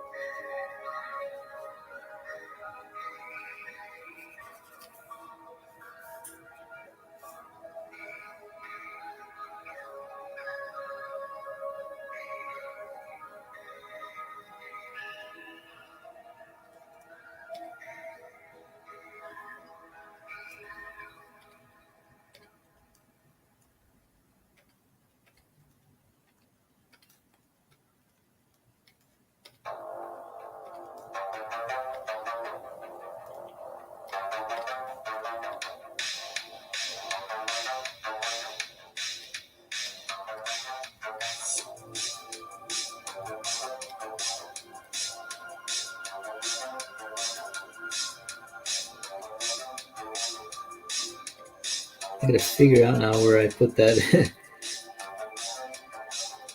color here.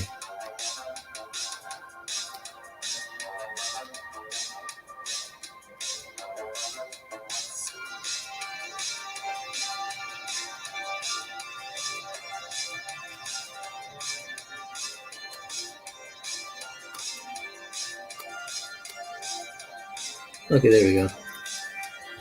I can't tell when you're working with white.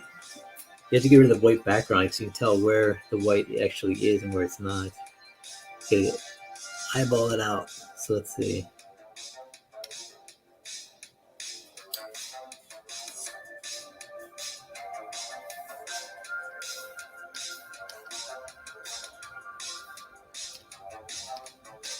There we go.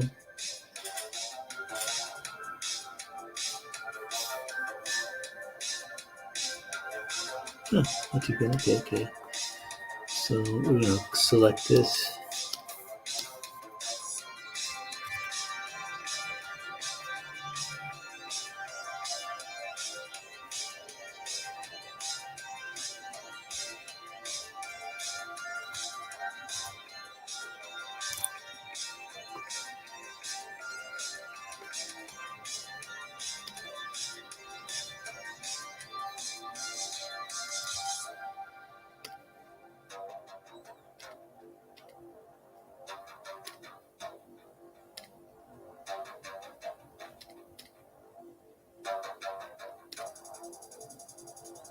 Hmm.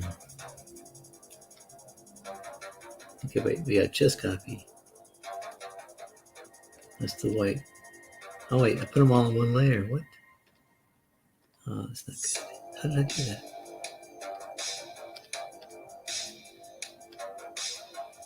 Huh. I did something that I did not know I did. There we go. Okay, I merged them down accidentally. Thank goodness for the back undo button.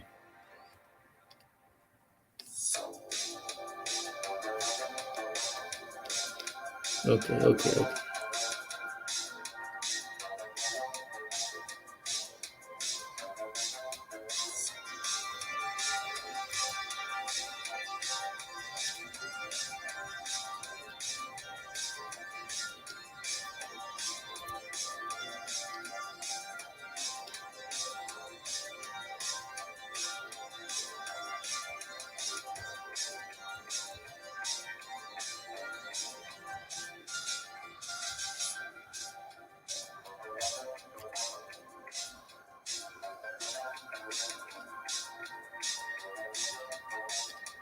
Okay, great. Now I found it.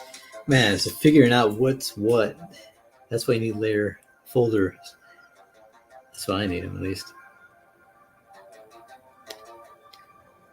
Okay, okay. Now eyeball that off. Now I can work it. Man, that's crazy.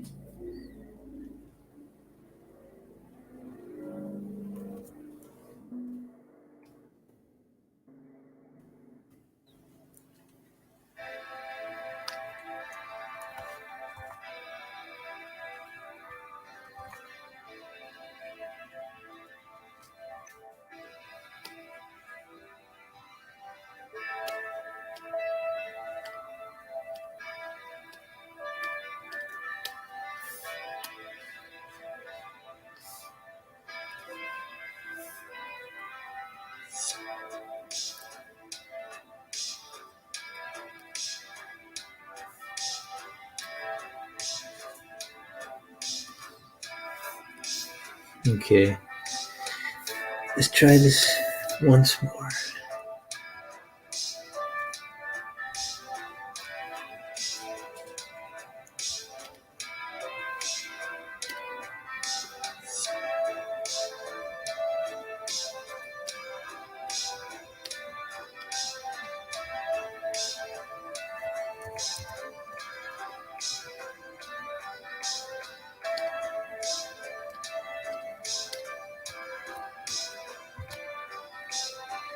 Okay, there we go.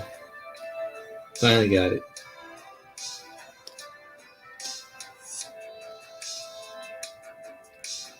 Oh, here, you can take a look at my original sketch. Can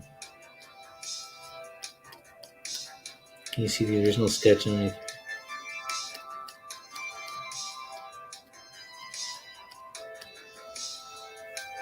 So you can see the original sketch right here. That was from my sketchbook. I just scanned in.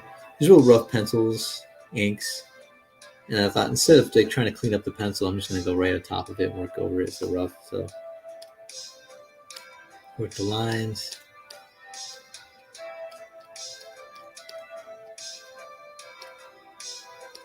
There we go.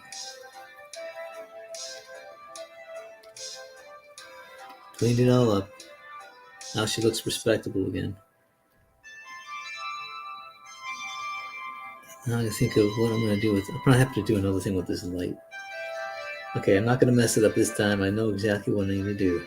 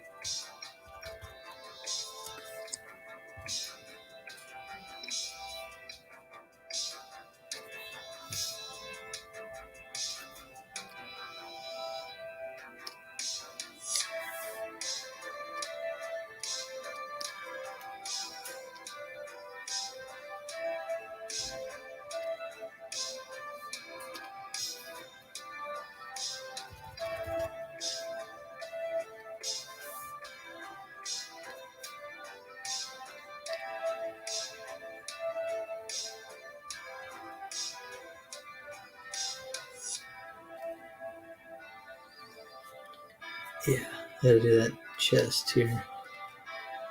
Have the white come up in here.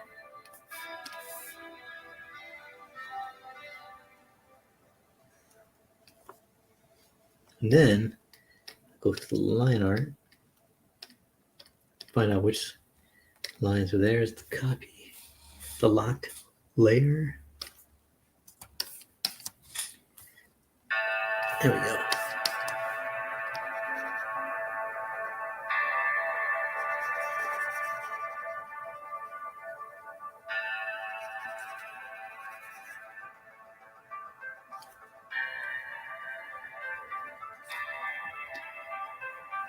There we go.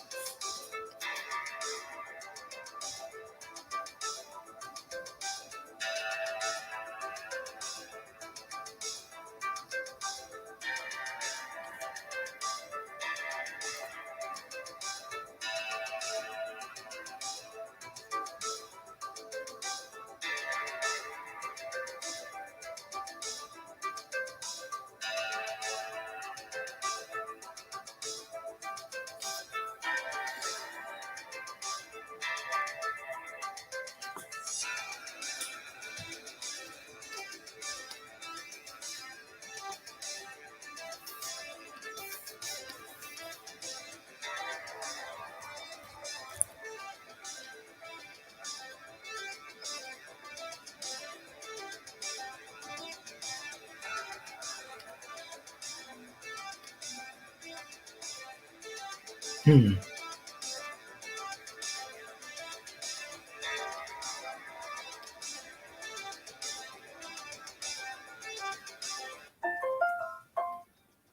Oh, now I did something weird because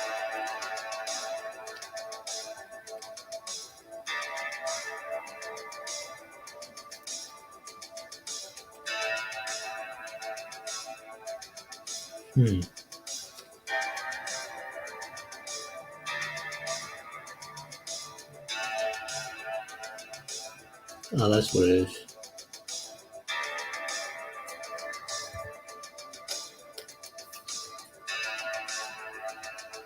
Man, I'm telling you, man, we're dealing with layers here. Subtle things, man. It takes you have to hunt and search for the layer to erase, or like which one is it? Even when you mark them, you gotta be like, you have to pay attention to where you're placing down lines of color. Okay. Go back up to the chest.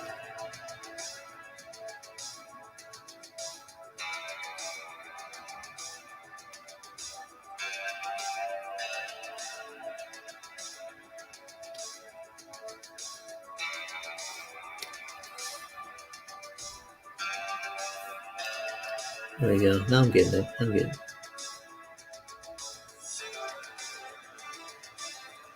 It's crazy. Okay.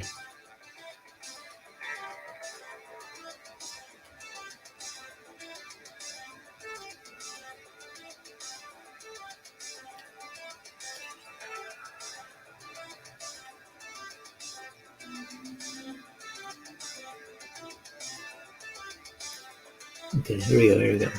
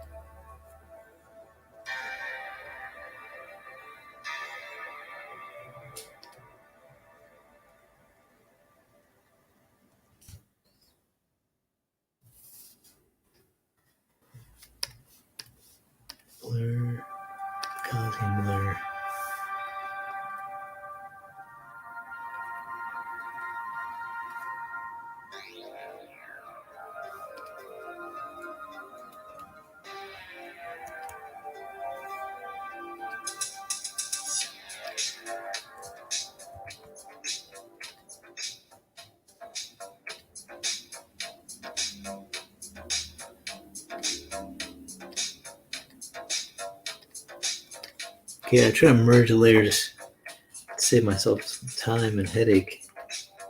Okay, I think I got it now. Except I noticed there's like a pixel.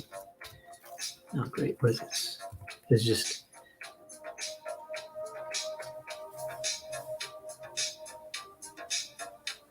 Ah.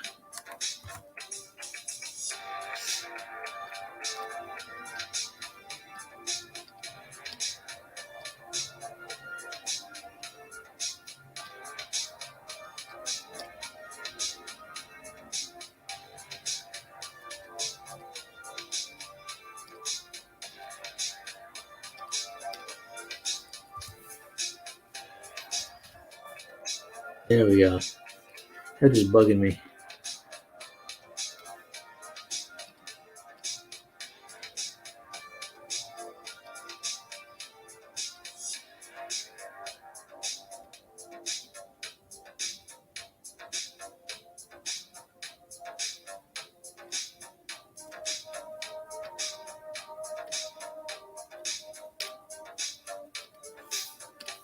Okay, now it's cleaned up. Whew. Just for something simple, you know? I made it complicated.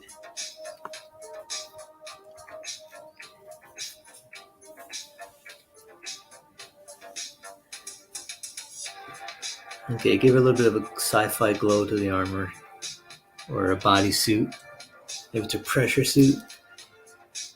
Spacesuit. There we go.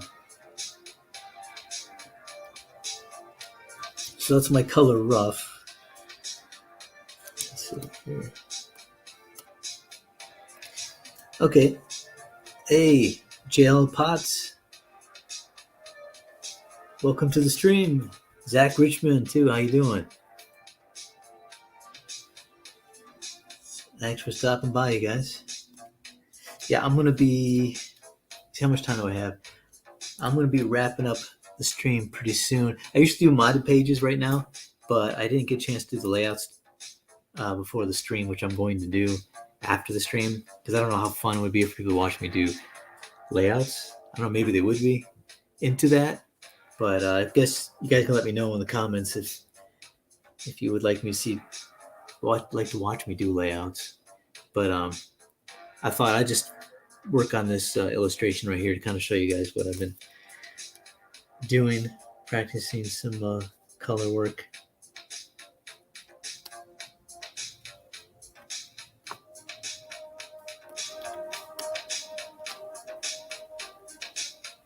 Thanks, Jail Potts.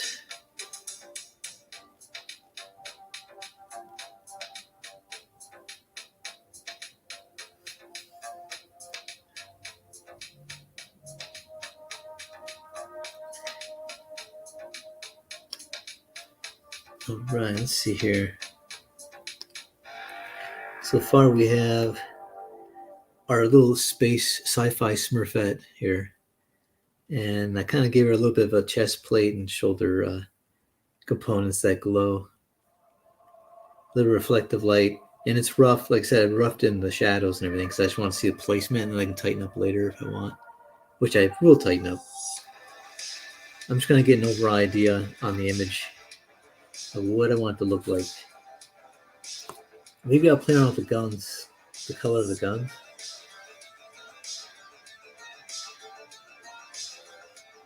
Here, I think I'd go up here.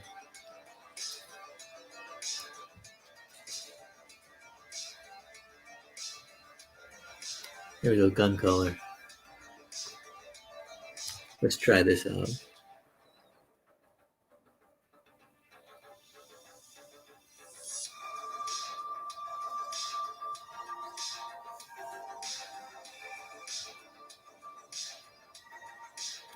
Wait, it's only using one gun.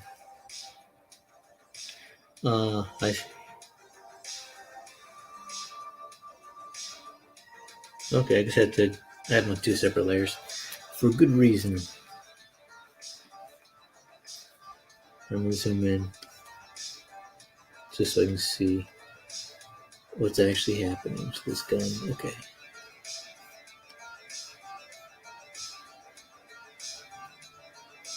Yeah, I might just keep the way I had it. I think it kind of goes more with her outfit here. Her color scheme overall.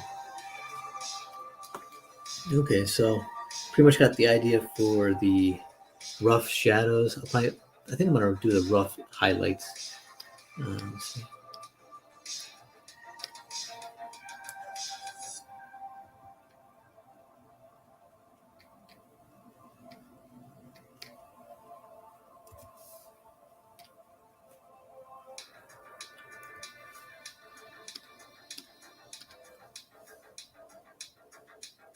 Okay, so highlights. Let's do this. I'll zoom in one more.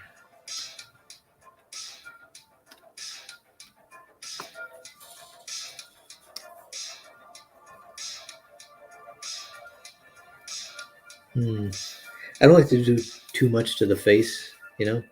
I like to keep it simple.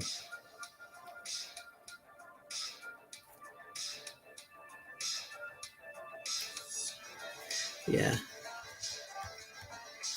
I think I might do some more like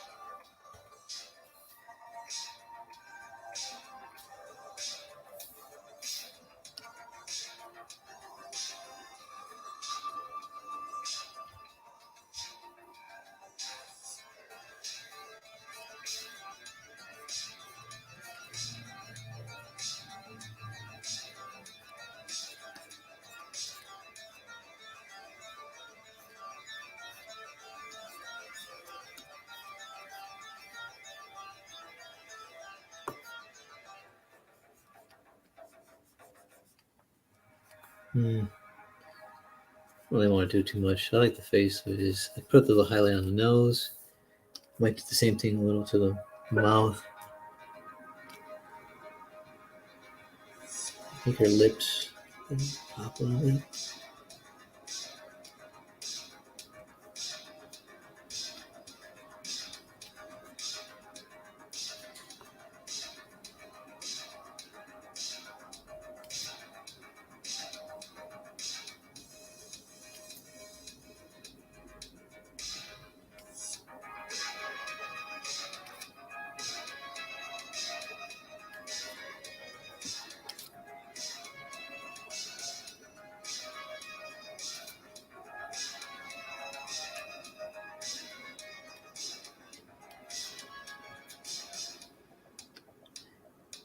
There we go.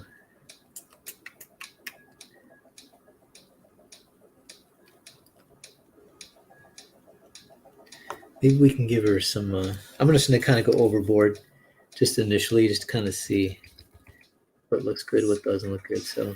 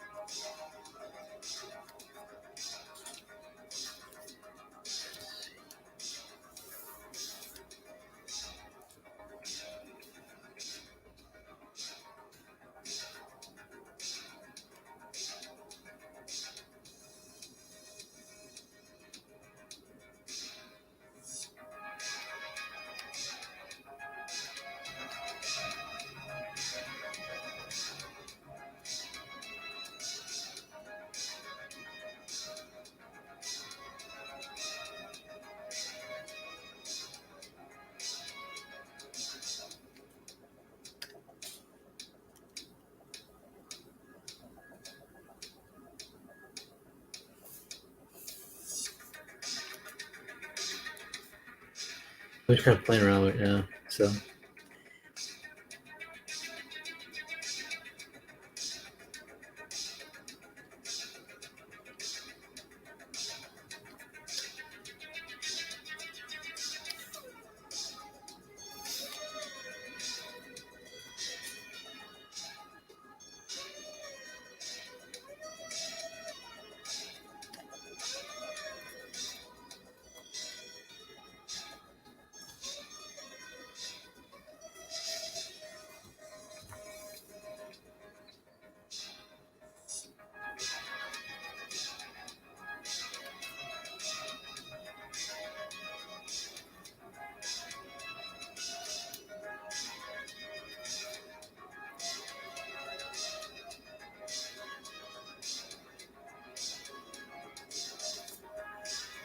Yeah.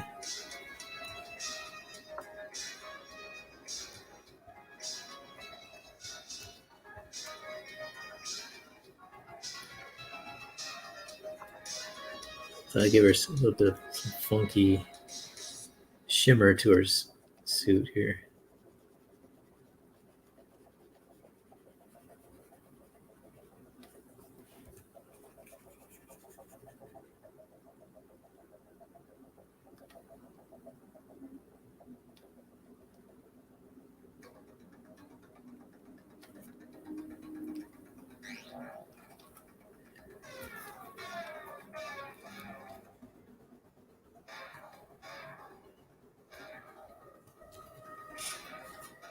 I might keep it. I might go with that, like a little shine, an extra shimmer to it, like a glossy look to it. I'm gonna fix that shoulder though. I'm not sure about the shoulder highlight. I'm gonna probably go over that again. See you, JL Potts. Take it easy, man. Hey, good to see you, Amy. Hope you guys got some good coffee. Yeah. Here, let's see. I'll zoom in a little bit more here. Or zoom out. So I added some reflective lights into the shadows of her. And then I added in some glow to a chest plate, shoulders, and then I was thinking of doing the highlights to her further outfit to kind of give her more of a shimmer to the outfit. So we'll see. I'll play around with that too. Maybe I'll throw some sci-fi background in. I don't know. But for now, I'm finished just with this, and I might tackle a little bit more. But first, I eat some lunch, and then I'm going to do some modded pages layouts and get those working. So I might do a live random stream during the week, but I will most likely be on Drawn and Quartered this Wednesday if all goes according to plan. I don't know what the topic is, but stay tuned because I'll put up a post on my Twitter. And if you're interested in the Twitter, it's on links in the description. But also check out Blacklist Universe channel on YouTube, and that's where we have the Drawn and Quartered live streams. And you can do a draw along, participate, which the Lester sisters participate in and even win from time to time, right? And the pros vote. We have like 7 or 8 comic pros drawing for 2 hours. You pick who wins out of us, and then we pick who wins out of you guys in the draw along. And to the winner, well, you get bragging rights, right? But we also do a contest. Whoever wins in the pros, they have to send a print to the winner in the comments who leave the most comments on the previous video. But anyways, a lot of art involved. It's fun to watch. We got some great artists on the show, and Mike Miller is the host, resident comic artist on his channel. So check that out. Don't forget to like this video and subscribe. Stay tuned to some new stuff. I'm going to have some other videos besides live streams posted up. So I'm working on that right now, actually. So thanks again for stopping by, everybody. Thanks for spending time with me while I'm working on this stuff. This is something I'm going to probably be posting up too. So it's not like just a random drawing that I won't use. I'll be using it for something. So, but thanks everybody stopping by. The Lester sisters, excuse me. God, yeah. Amy, Melissa, Christina, Lynn. I got 2 Potts. I got Jeff Potts and JL Potts. And Zach Richmond, Andrew Hayes, Josh Griffith, Jiminy Cricket, Becky's 80s, Alpha Proto, everybody, Scott Pickering. So thanks everybody stopping by. I appreciate it. Spending time. You have a great Monday. Have a fantastic week. And if I don't see you on the interwebs sooner, then I'll see you next Monday. Take it easy, guys. Have a great week. God bless.